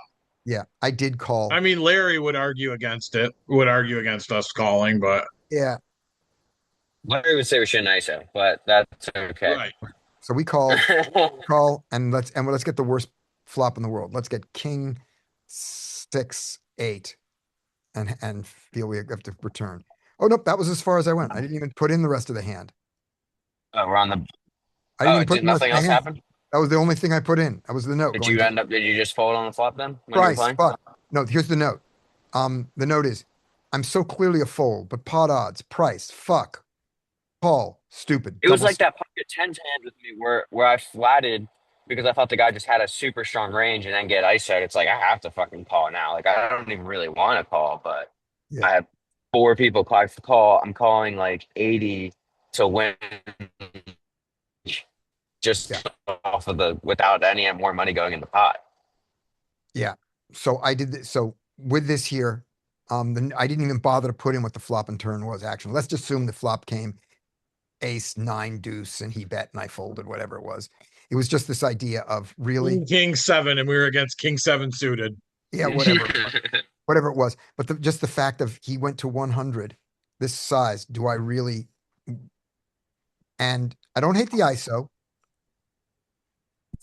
I think, I don't know. So what do you guys think with this stupid balance of our hand needs to fold, but our 14% is saying a lot? I'm gonna have to look at the flop. We got, and how deep is everybody behind? Like Uh, everyone's got a full stack behind. yeah, there's money. There's money on the table. Yeah, I mean, I say we see the flop, we see what happens because we are like we're not Position. gonna hit it all the time. We're in position. We're not Yeah. gonna hit it all the time, but we should be able. Like the thing that I would be yelling at myself before this hand is, let's not do something completely nuts in this pot. Let's Mhm. try and hit our hand, and if not, we get out of the way and don't try to blast 4 people off of their fucking ranges Yeah. because that would be a problem that I would face. But Mhm. that would be like my mindset. It'd be like set mine with 2 basically, or you know what I'm Yeah. saying? I'm 2-pair mining, which is usually not profitable, but 14%. But you know, I've got to have 14%. I mean, here's the thing. I'm in position and I have to have 14% equity in this hand. Because if Yeah, I'm dominated by, I'm only don't have 14% equity if this guy has ace king and this Or guy has kings. ace 10. You know?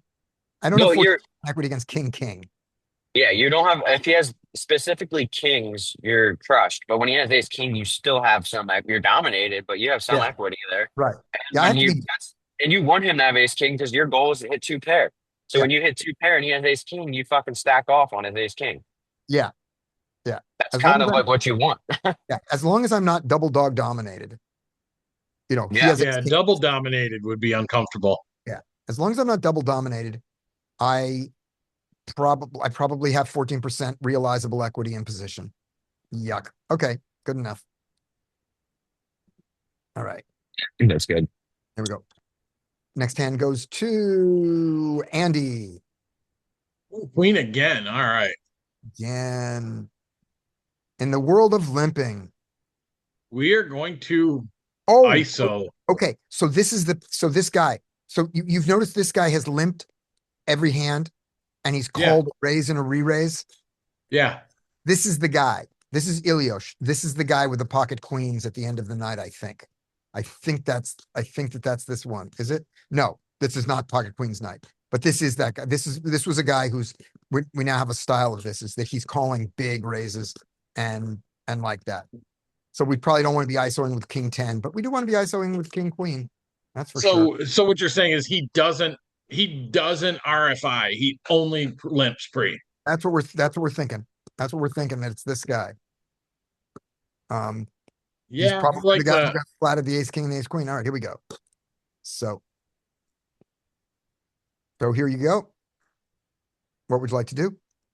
so All right. we're probably ISO. gonna go to 55 because we know he doesn't fold. Maybe 60. Yep, we go 55. And we get called in 2 places. So we're gonna go even bigger. That's nice. We like the flop. We like the flop. He checks.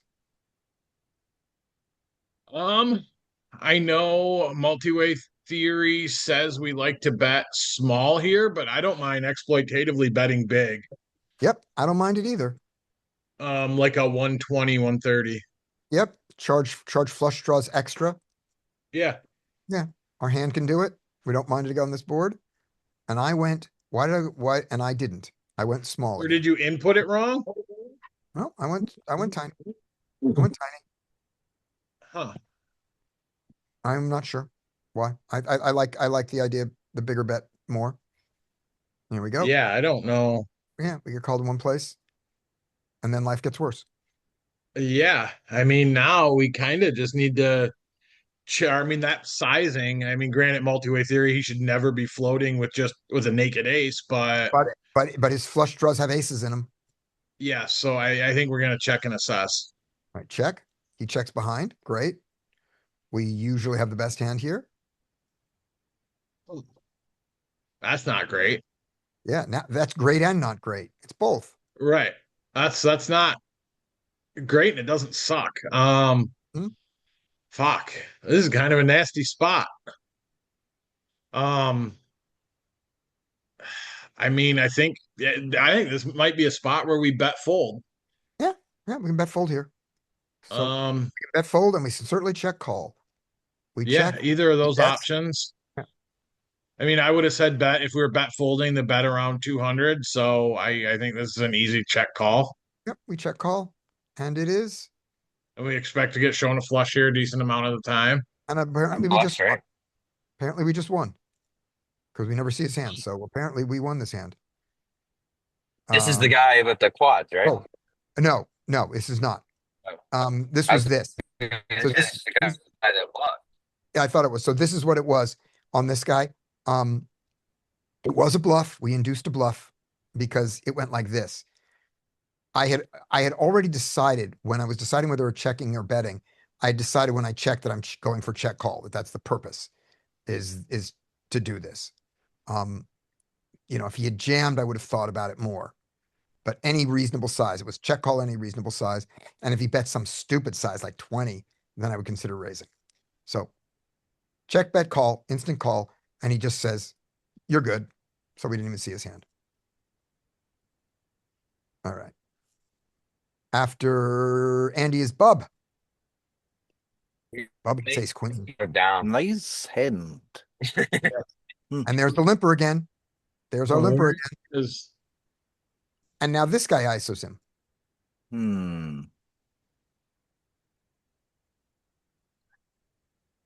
Yeah, I mean, we can raise here, and we could also just call to keep the limper in. I think that's not a bad idea. I wouldn't be surprised if we raise that the limper stays in, True. but we have position, and taking an ace queen suited multi-way in position can't be bad. Yep. But I guess ISO was also good, so We ISO'd. We always ISO. yeah. And he folded this time. And now we go to the flop. And we Alright. flop pretty fucking good. He checks to you. Nice. Mm. I obviously want to bet here. Mhm. Now for the sizing, I think like half pot is fine. Maybe a little bit less, like 110. Okay. And I think I'm going to go pot or bigger. Oh, And here's my reason. Yeah. It's very hard for him to have the flush draw with me blocking both the ace and the queen. mm-hmm. So my money is going to come from the ace, is being against other aces. And I often have the best ace with my queen. Don't always, but often do. With your So, added equity from the flush draw, yeah, I yeah, like a large bet. yeah, exactly. So I'm throwing away getting called by Pairs. his under pairs when I do it this way, but I'm getting max value against his ace. So that's a reason to do that. The reason to bet smaller is let's force an under pair to call once, and then on the turn, let's bet big and get max value. So those And you think there's no chance he would check raise on the flop with an ace? he might, and that's fine. I beat a lot of aces. I lose to ace king, ace four, and ace six. Yeah, So, that would be my reason for betting a so little I bit did. smaller. I went small. I Hmm. did go your way. I went small and said, let's get called by the pairs first, and let's give the ace the opportunity to check raise. Whereas the big bet tells the ace not to check raise. Here we go. And he check raises. Perfect. Yeah, we don't hate it. We don't hate it at all. What do you want to do now? Now, I would just call. Okay. Yep. Yeah. We're often ahead, not always ahead, never folding. yeah, the only really natural bluff he has here would be a hand like Jack 10 of hearts, Yeah. which we have absolutely murdered. Yeah, exactly. 10 comes. That's one of his kickers. Let's see how big he bets. He goes all in. Oh, I remember this hand. I know exactly who it is. Hmm. This is, I personally, I'm still not folding. I'm just calling you. of course you're not folding because he has 3-4 of hearts or 3-5 of hearts or something.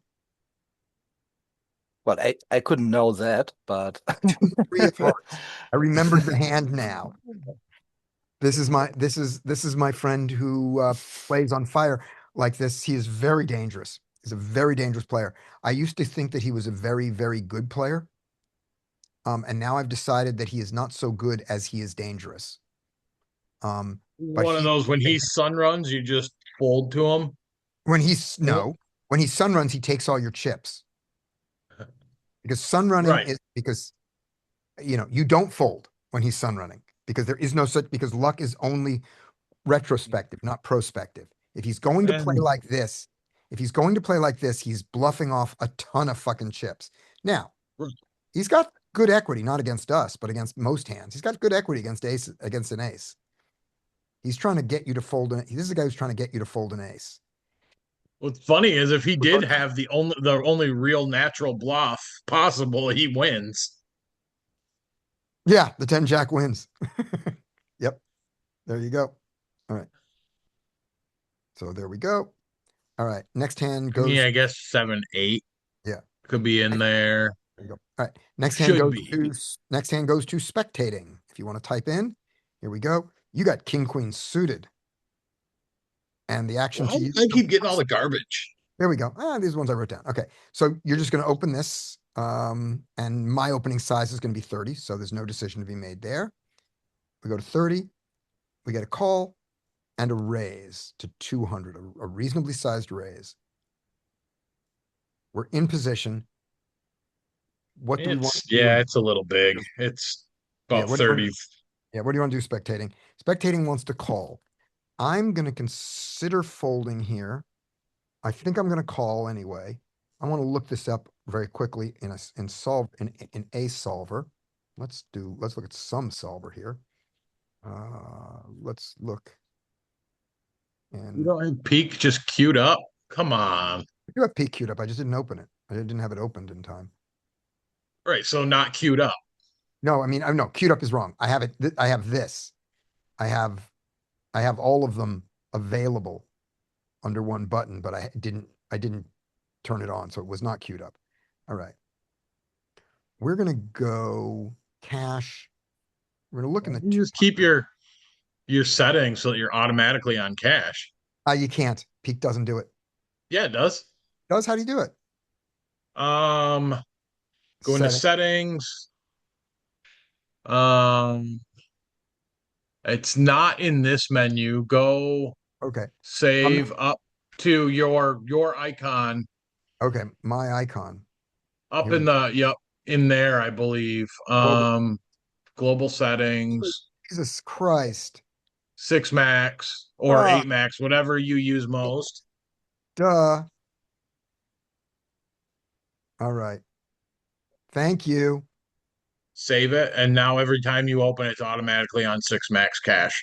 Good. This is better. All right. Bozer says, I know. Does he usually raise to that size? Very good question. Let me see if we have the note. I don't know that we have that in our notes, but let's look. All right. Does he usually raise to that size? Okay. This is his river jam. Why do you do that? Oh, and then this player rebought and immediately punted 1300 off with Jack 8 suited pre-flop with a pre-flop jam, you know, with like a 4-bet jam. So we're gonna reclassify him as dangerous, not as good. We used to think of him as a good player. Now he's a dangerous player. Okay. Lewis 3-bet to 200. Lewis is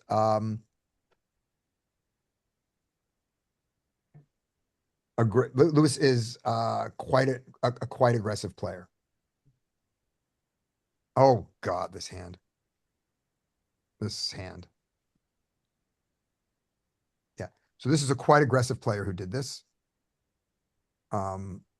We called. We get the king. He bets 300. This is Spectating's hand who called. Let me open up the chat window so I can see it. With a shark with legs. Okay. So let's see. Oh, and we wanted to see whether the solver does it. So we'll do that while spectating. You're going to decide what you're going to do to the $300 bet and put it in the chat while I Wait, go here and look at. so I have a Yes. actually. I'll wait till they're done with this hand, and I'll Yeah. talk about it. Okay. So we have a hijack raise. We have the equivalent of a small blind call. And so the only way to find that is to go to is to change it to 8 max. 8 max. This one, and that's fine. So let's do that. 8 max. And we're closer to 200. So hijack raise, small blind calls, big blind squeezes to 14 instead of 20. And when we do this, back on the hijack, the king queen suited is an easy call, as are these. So this tells me that to the bigger size, the king queen suited is still fine. Because, maybe you fold out your king 10 suited and some of your king jack, but you keep with your king queen.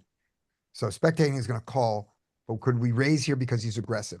Yes, we could. However, do you want to raise against someone who's aggressive? I don't think you do. I think you want to let them continue to bluff at you. Because remember, you have a good hand, but you don't have a set here and you don't have ace king beat. And ace king is in, and every player has ace king in their range, in their 3-bet range. If they have a 3-bet range, ace king like this. So yeah, let him keep bluffing. Your hand is that's what I think. So yeah, guess not. So you've just said, spectating says he just call, and I agree with him. So we just call. The jack comes. So ace 10 and something like that comes in. But when we now have a straight draw, so it's much easier to call. He checks. Ooh, what does an aggressive player have when they check on this spot? Showdown value. Yeah, And likely. right, showdown value. So probably not king jack, probably not 2-pair. So I have a question then. If we do this, how when you say aggressive, is he a little bit insane? Is he gonna turn? He's gonna turn showdown value into a bluff if he has to, right? Yes. So if you check back, because he's not gonna call 2 bets with queens, right? Right. So, but One. he'll call 1, but if you check to him here, what is he gonna think about your range? He may absolutely bet a queen there. And if he doesn't bet a queen, if he checks the river, I can bet him. Yeah, he's gonna call 1 bet, so we get our value on the river, and we also let him spaz. Yeah. And when he does this, because ace queen, because my hand looks like, my king looks like it's going to be like it was, when I call him, I look like I have a king, I have a draw. One of my draws came in, And I've two paired up in a lot of my hands. Yeah, queen jack, stuff like that. And then when you check, he's like, he probably doesn't check two pair here. So now I have the green light on the river on clean rivers to blast. Right. The river is a 5 of hearts, pretty fucking clean. He blasts 600.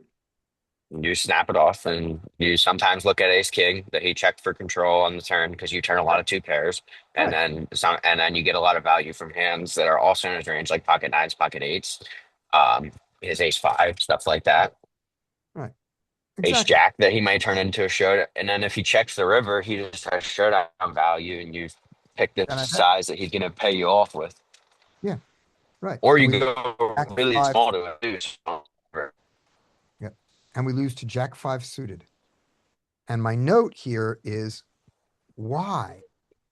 Why are you, of all your choices, of all the times to do this, why do you choose against a hijack open Okay.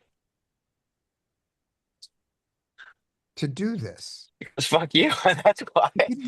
He didn't have a VPIP of all the hands. Like one of the guys is playing like lots and lots of hands. And he's playing like Alex Keating. I'm going to outplay you after the flop with my jack 3. Is it? Why did he decide to do this? Is this your friend? What? Say If that it's again? your friend, you have to include It's not a friend. bullshit. It's something No. you're friends with. You have to include bullshit. Right. No, this is someone I haven't played with much. I have a note on him now that he is crazy dangerous. In how he plays. But I saw this and I just went, okay, I lose, but why? And I don't think and I reconsidering, the 600 on the river, do I fold to this? I don't think so. I don't think I should be folding there. All right. Check that. You don't fold that. Go. Next live hand. There we go. Yeah, ace 4 at least looks like that. All right, 8-6 suited. Why are we in this hand? Because we can be. That's This is why. This is why. Whose hand is this? This goes back to that was spectating, who didn't get to didn't get to answer the turn and river, but did respond Sorry. with a wow. That's okay. He wasn't talking. It was hard to forget it. So this is going to loop back to Brian. So Brian, can you see it, or do I need to tell you what it is? It says I'm walking into the poker room right now. You're talking. Okay. Yeah. 8-6 You suited see now? after limp. And here's the one thing this guy here, since he calls all raises, while your limp invites an ISO, that ISO's got to realize that this guy's going to call it. And you just you can limp me. So I do. And the ISO only goes to 50. Call, call, call, call.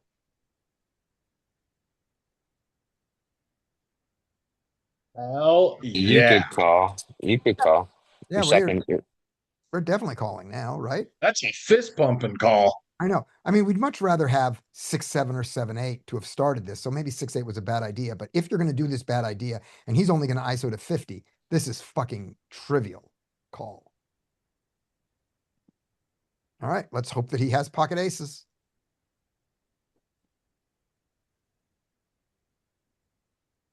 Bink. Okay. Check. All right.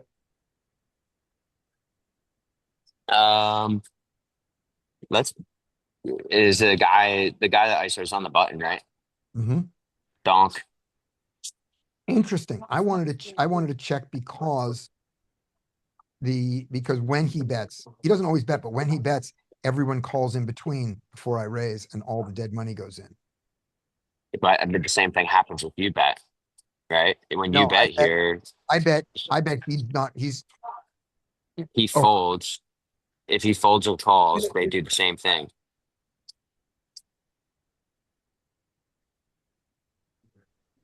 You know what I mean? I can't hear you. I had to step away for a second. Okay. I see what you're saying, but when he doesn't bet, what happens? He has to have a pretty strong hand. Then I give a free card to the hearts, and that's not good. Yeah, All so right. he gets when he doesn't bet, which he's not going to bet all the time Bet. here with Bet. 5 players to act 5 players out. He bet. I Okay, told you. that's I hope he has pocket aces. oh, so you knew he was going to do that. That's why you did it. We'll call. Okay, All right. so now you check raise. Now we check raise. You turn What's your hand face up, but it's okay. yeah, yeah. And we make it unpleasant for the flush draws. Yep, And we the go. There's probably at least one flush draw out there, and the flush draw is probably not folding. So we are going to go very large. We got 55, and he bet 55. We're gonna go like um like 400. how about 500? Five. That's between 400 and 450, but 500 definitely works. Okay. Okay, you should be. They should be. He should fold over pairs. Okay. Okay. Call or fold. Oh, Fold. All right, that's fine. yeah, full. Yep. That's That's what okay. we intended. That's what we intended. We were betting an amount that a flush draw should fold to. That Yep. doesn't mean they do. Great. That went well. That's Win's exactly a how win, right? what? Win's a win. Yep, that's exactly how we want that hand to go. I mean, sure, we want to get aces to call us, but whatever. I mean, That's we wouldn't have fine. minded stacking somebody with like their All right. 8-5. Yep. All right. So that was Brian. And so the next one is Andy with the Gotta nines. go. See you guys. All right, bye, Brian. See you, Brian. Good luck. Same thing. Don't punt too Nine. hard. How about nines? Limp, limp, limp. 55, 65, 75. Let's go to and our friend that doesn't fold is in there, of course. 2 ISOs. Mhm. Let's make it like, oh fuck. 100. Or limp. We can limp behind two and set mine with a sneaky set. We can set mine, or we can ISO to 180 if we want. Yeah, 105. Okay. 105. See what 105 does. I don't hate it. I hate that. We're super deep against him though. Yes, we are super deep. I This is mean, we not. gotta call 210. We're getting 15 to 1 implied. Yeah, we're not folding. Okay. Do we No. ever I was No. gonna say, do we ever think about four betting? No, I don't with nines. I mean we're wide versus wide.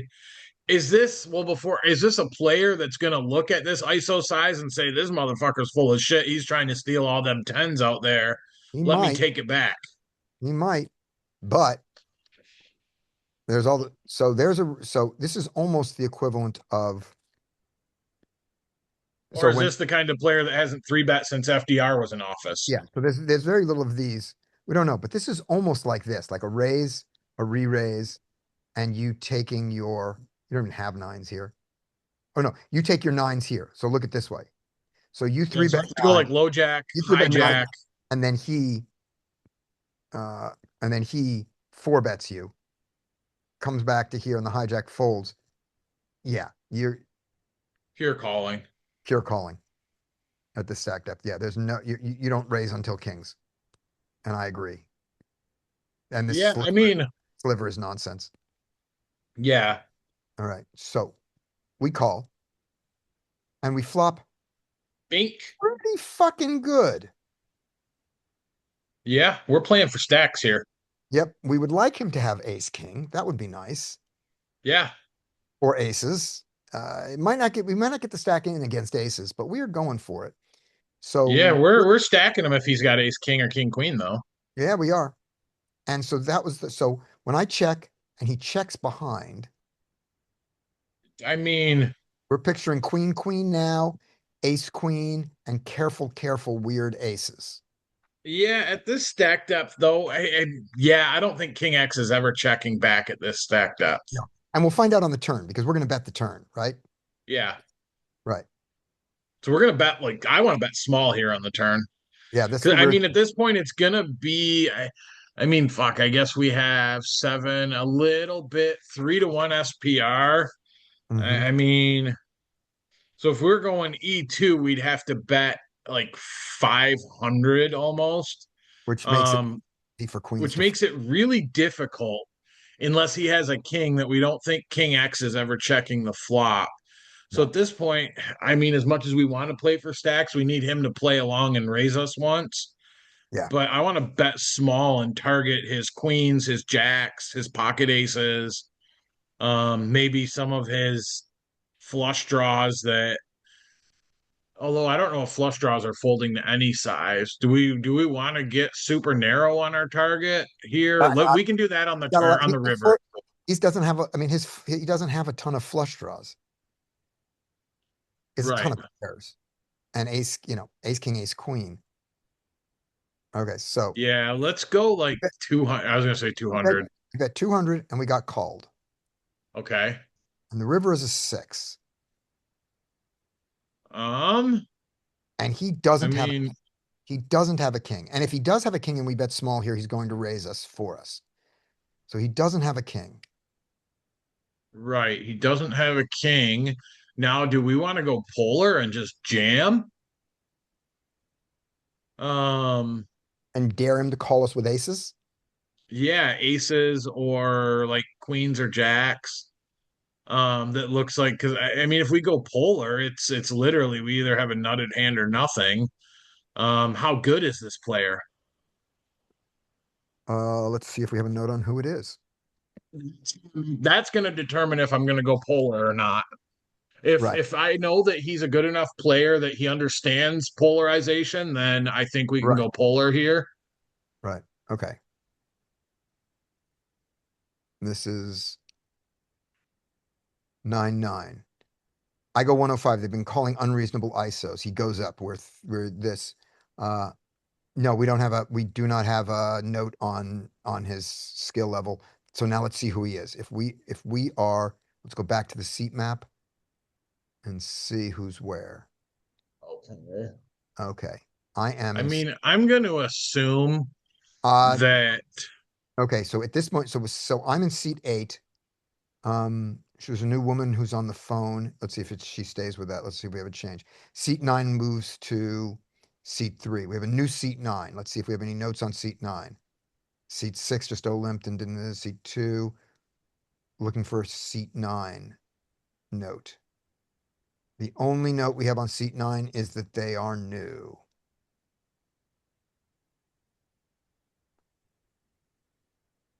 I can't remember if I told you that angle or not. I think I did. Oh, I I didn't. mean, I'm guessing just by the fact they checked on the flop that they're not a very good player because this is a pure range bet flop and a 3-bet pot, or I guess Yeah. technically 4-bet, but it's a 3-bet pot. This is a pure range bet. Like we have no checks. Yeah.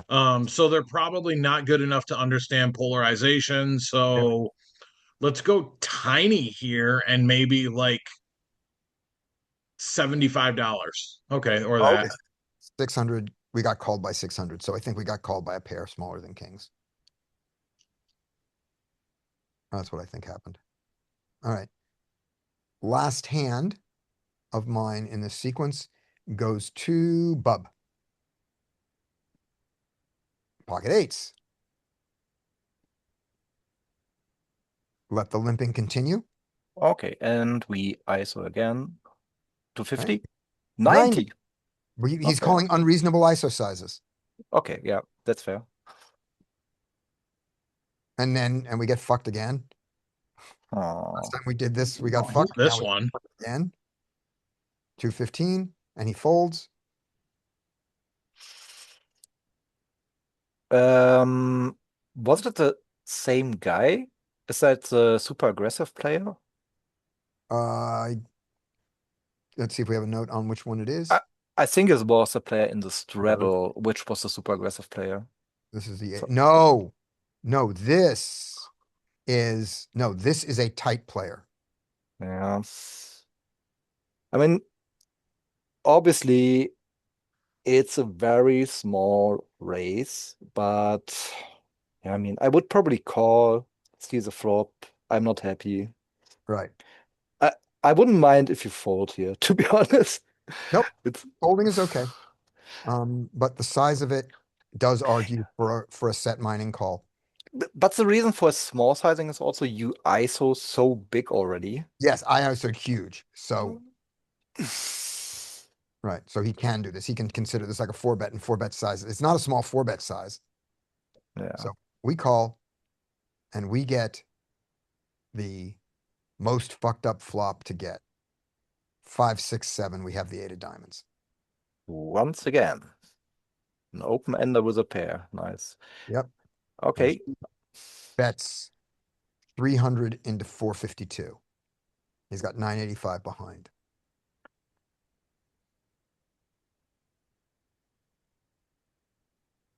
Yeah. Actually, he is screaming he has aces or kings here. He is And and it yeah, it doesn't look like ace king, right? Yeah, I mean that's probably the best one of the best flops we can get, right? So Yeah. I would call. all We right. have at least position. Maybe he has ace king and he shuts down on the turn. We don't know.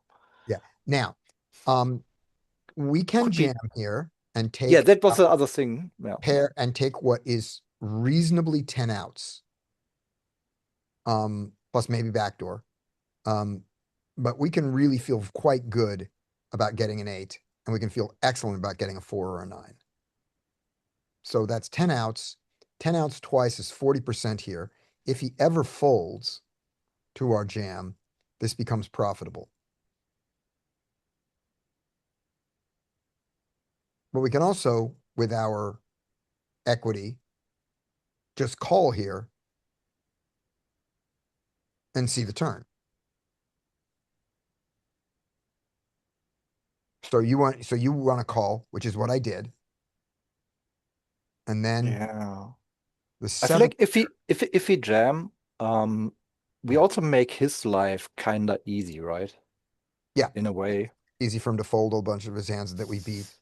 And it's not hard for him to call with his aces and kings and just go, well, okay. Huh. So here we are, the Mhm. 7 pairs, and he jams. Yeah, I'm folding. Right. And I believe him. I said, I'm getting approximately 33%. I need 33% equity. I've got 20% equity against aces because I've got 10 outs still against aces. Mhm. And I'm ahead of ace king. And the ace king that does this most likely is the ace king of diamonds, ace king of spades. Those two hands are the ones that do it most likely, or ace queen, the ace queens of those. And I have a diamond and a spade, which is great because it makes it less likely for those to come in. One less likely for them to come in. Do you think he would do this with queens and jacks as well? Sure.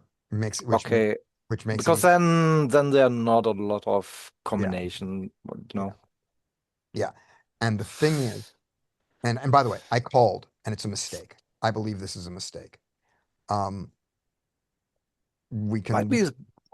we'll look in a GTO world and see just how terrible it is, but I believe this is a mistake. And I did it and I was saying out loud, I said, but what about when he has ace king? And what I should have thought about was this, how much equity his ace king has against me in the best of worlds. And then how much equity I have against his aces in the worst of worlds. And you add those two together and it's not 33%. I need to fold. Or I need to hit a 9. There's hitting a 9. That's always an option. That's Yeah. a good option. Yep. Or an 8 or a 4 or Yes. Yep. I bought him dinner. I really wonder It's if kind of you. pre-flop, Yeah. if pre-flop is just has to be a fold pre-flop. I don't know. Yeah. Let's see. Yeah, Fold this is pre-flop. You thinking fold pre-flop? Yes. right bad. Let's see. All right. So we start. We're going to call it 100 big blinds deep because of the weird sizing here.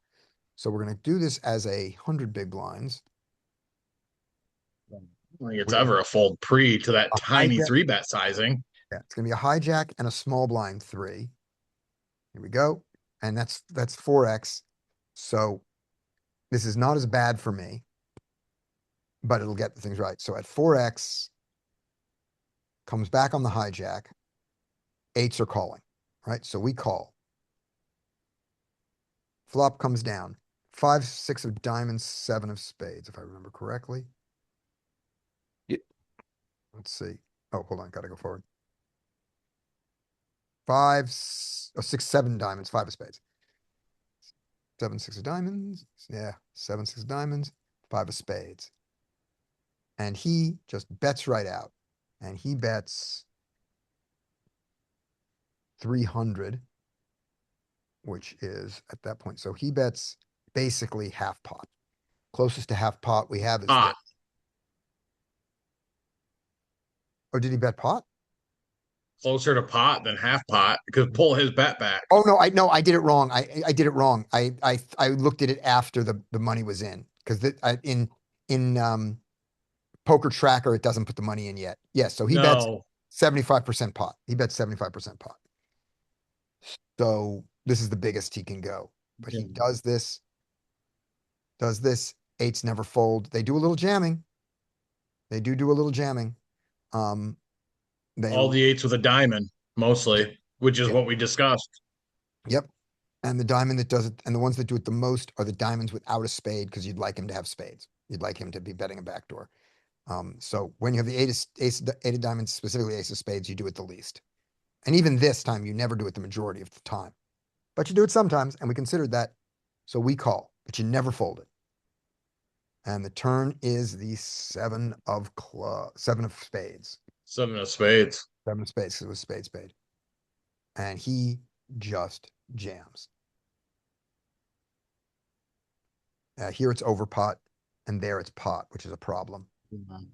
That's unfortunate. It'll give us a close enough approximate because obviously an 8 still pure call here. So Right, because he has bluffs, the other guy, because he has bluffs here that the other guy just never is going to have. But yeah, so it's a GTO call easy because he's bluffing his draws, because when we go back to his range. So let's take a look at his jamming range. You guys are all on the way of his jamming range right now. So let's go here. Because he jams ace queen. And he jams ace 5 and ace Jack and king jack and queen jack and all these hands that have good equity against you, and you don't fold your 8s. So, but this is in a GTO world, and he's not a GTO guy. Yeah, also the sizings are very different. I mean, on the Yeah. flop we have a lot more chips in already. Yeah, we do. Which would And his river bet is not 134%. It's only 100%. So it's even better. It's a better call for me on the river, given the weirdness of what went into it. on the turn, you mean? On the turn. Yeah, Yeah, well, that's right. my call on the turn. Yeah. So Hmm. that's that. All right. So let's stop the recording here. There we go. And I will tell you, if you want, we can be done, or I can tell you 2 stories of things that happened that were fucking dramatic. Stories. I love the drama. Spill. Okay. So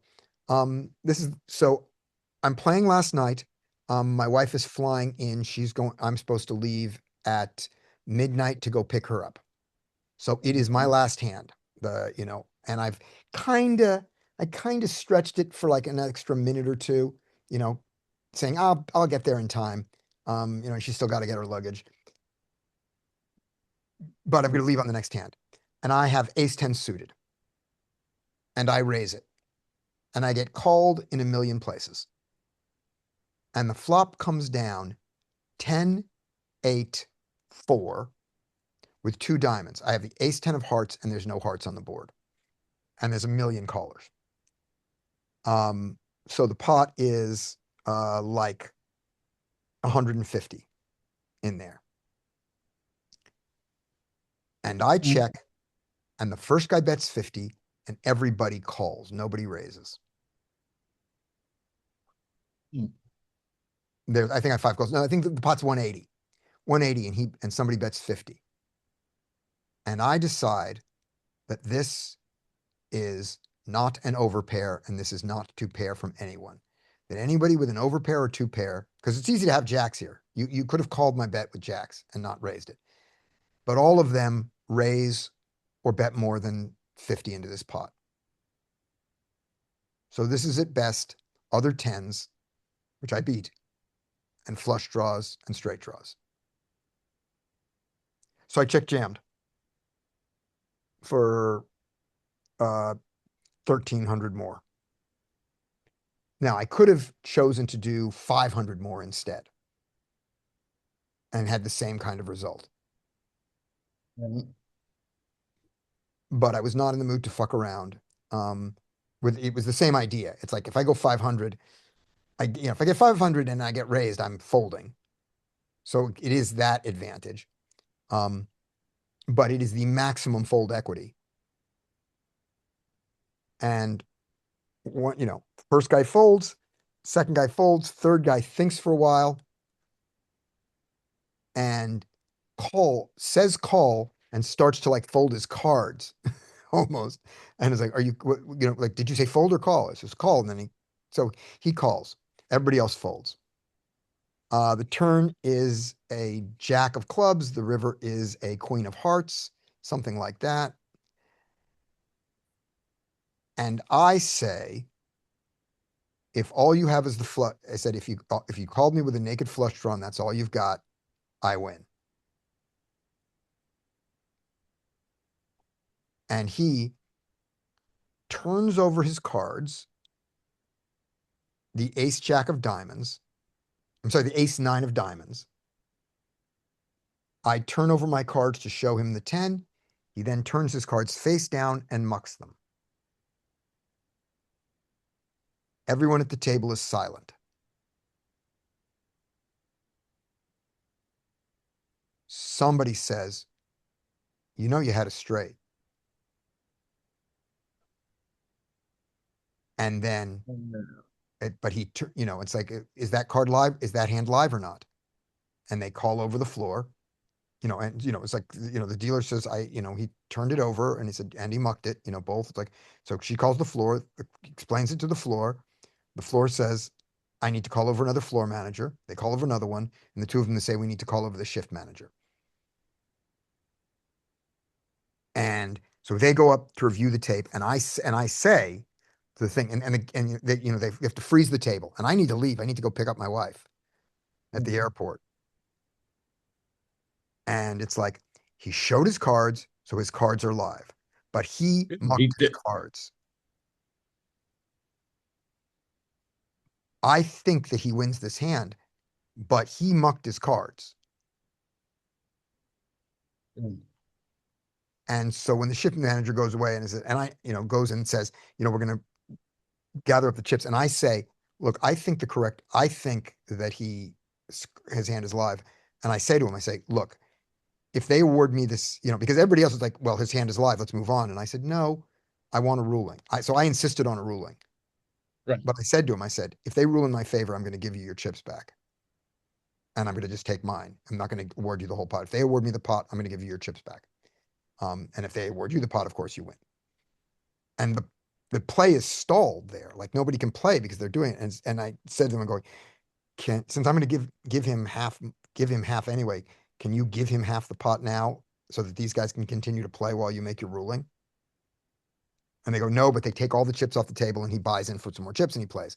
So I wait another 10, 12 minutes. The shift manager comes down and he says, okay. And he said, comes to me and he says, I want to talk, and I say, I literally say to him, I say, you made your decision? He says, yes. I said, okay, if the decision's against me, you just tell me and I'll leave because I got to go pick up my wife. And he says, no, I want to talk to both of you together. I said, well, that sounds like it's in my favor then. And the guy, the guy's at the table there. And as he's, while we're waiting for the guy, I say to the shift manager, saying, is it because, does it make a difference that whether he let go of them? Because if he turned them over and let go, then the cards are legally tabled. and then picked them up and mucked them, that's different. They're tabled, the action's over. But if he's holding them in his hand when he turns them over and let go, he goes, does that make a difference? And he says, I want to talk to both of you together.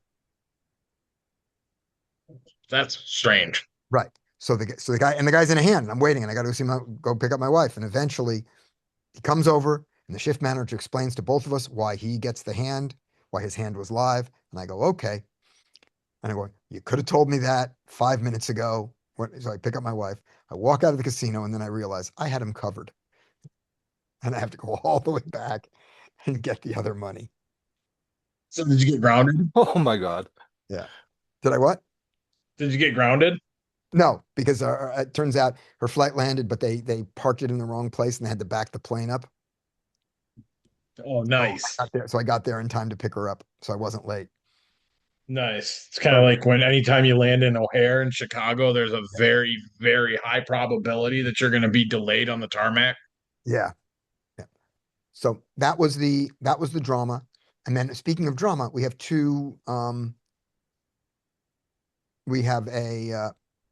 an angle shoot on this hand, an angle shoot to tell you guys about, unless I've told it to you already.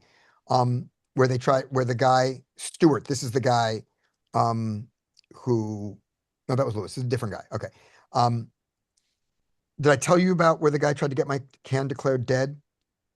Yeah. Because of how I turned it over? I did. I told you the story already. We can erase Yeah, because somebody else touched your 10. It was a chop pot, and like you had ace 10, and Yep. Okay. Those are all the stories. That's all I got. yeah. But So, here's the thing.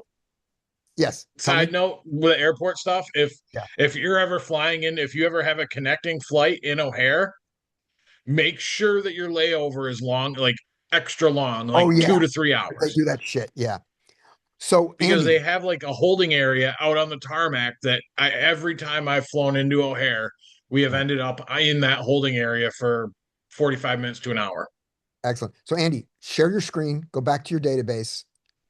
Okay. Just show the names. I want to give you guys a fun example of something because we didn't try to do this.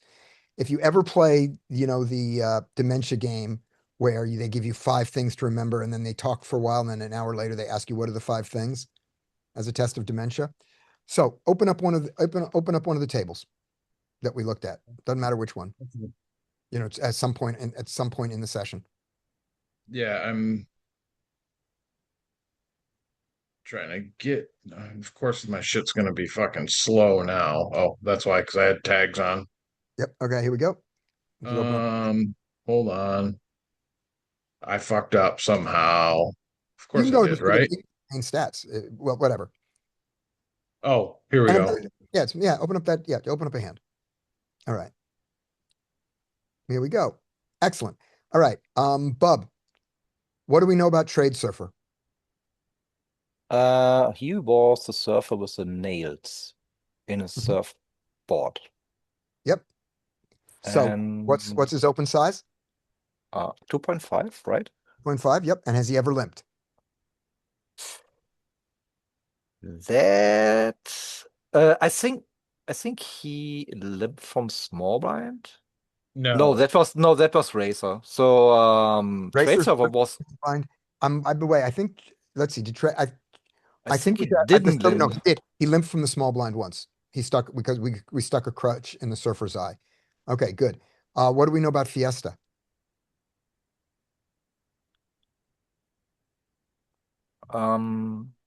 Fiesta. I also know that. Wait. Fiesta was it also nail? Yep. Yes, it was a nail Uh, because I remembered like party people with nails somehow. Yep. Excellent. Good. Did we ever see Fiesta limp? No. Nope, we didn't. All right. Andy, Yeah. did we play against Musty Bubbles? Did we record anything on Musty Bubbles? No. Nope. Nick the Blade. What do we remember about Nick the Blade? He was a razor blade with nails Yep. and Okay. no crutches. Right. Excellent. All right. Racer X. I'll do Racer X. Racer X limped twice from the small blind. And when he opened to 3. Yes. All right, let's go to let's go back to even further. Go to the Oh shit, wrong button. yep. Go to the table, go to our earlier table against the other. I already cleared out those. Okay. Well, in that case, we'll just do it this. Sorry. One of them was named Mash. Didn't you mark That was the all the very first hands? table. I can get to it. Yeah. Just to open it up, just to see the people, and we're just gonna see what we remember about them. And this is the magic of this system. There's a mouse. I know we had a mouse. Yep. We had a mouse. We had a potato. Yeah, that was a mesh guy, Yeah. right? Yeah, but we don't need to remember who they were there. It's only when we see them that we have to get it. Here we go. Excellent. All right. The fence. Andy, what do we remember about the fence? The fence. Yeah. Was well, it was a fence with antlers. Yep. So he opened to what size? 3. 3. Yep. Excellent. Oh, you know what? Because of translation, I remember a fence with moose, the green stuff you see in Oh, moss. wood. Moss, yeah. Oh, that's good. That's funny. Excellent. All right. So Esma Hackles, we had only one hand on her, and I don't remember what it was. I don't remember what her size was. No, I do. No, I don't. It was I don't remember. nose. Oh, yeah. She was a 2. Thank you.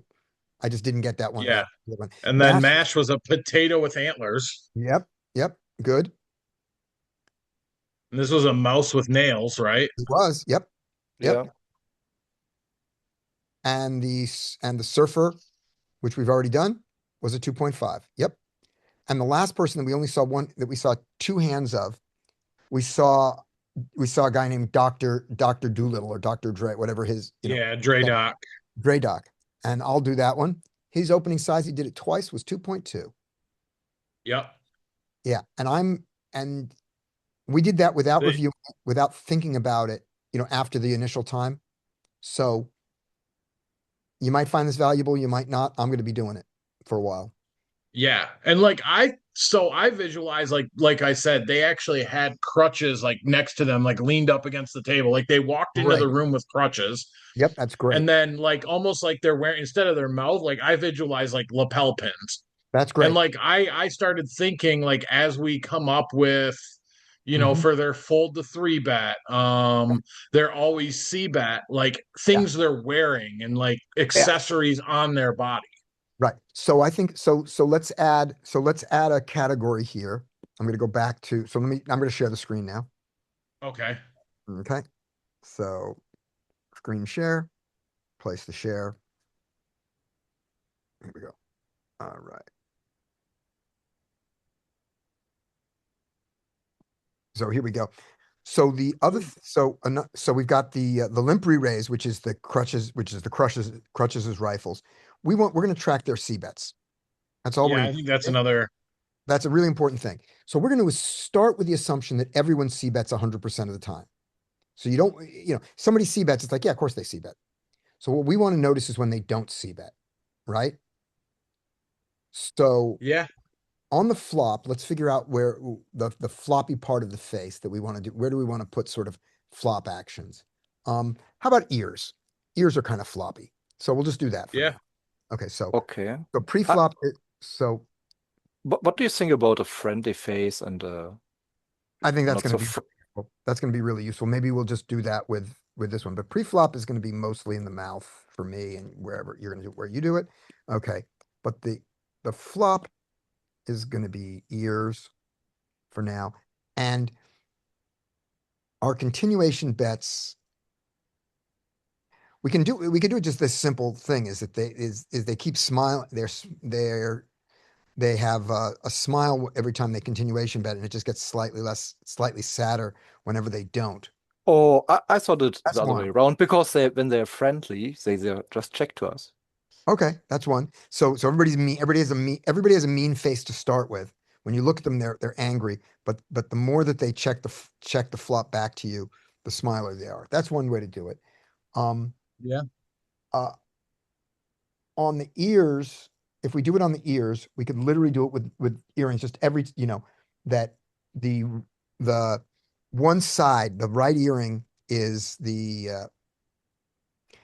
is they didn't flop check back. And if it's in their right ear, they checked back.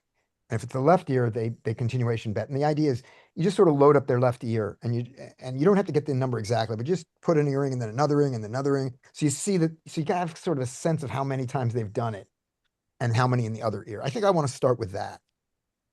I'm going to try that. So when we very first like start talking about the C bet, right? Yeah. The first image that came to my head was that they have like a gas pedal on the table. That's That's nice. also good. That's nice. Yeah. Okay. Yeah. So we'll try some of these. I'm gonna do the next time I play, I'm gonna do this one and see how it works out. Earrings, and let me make sure that I have left and right. So when I look at them, whether it's their left or my looking at them in the left. So it's going to be their,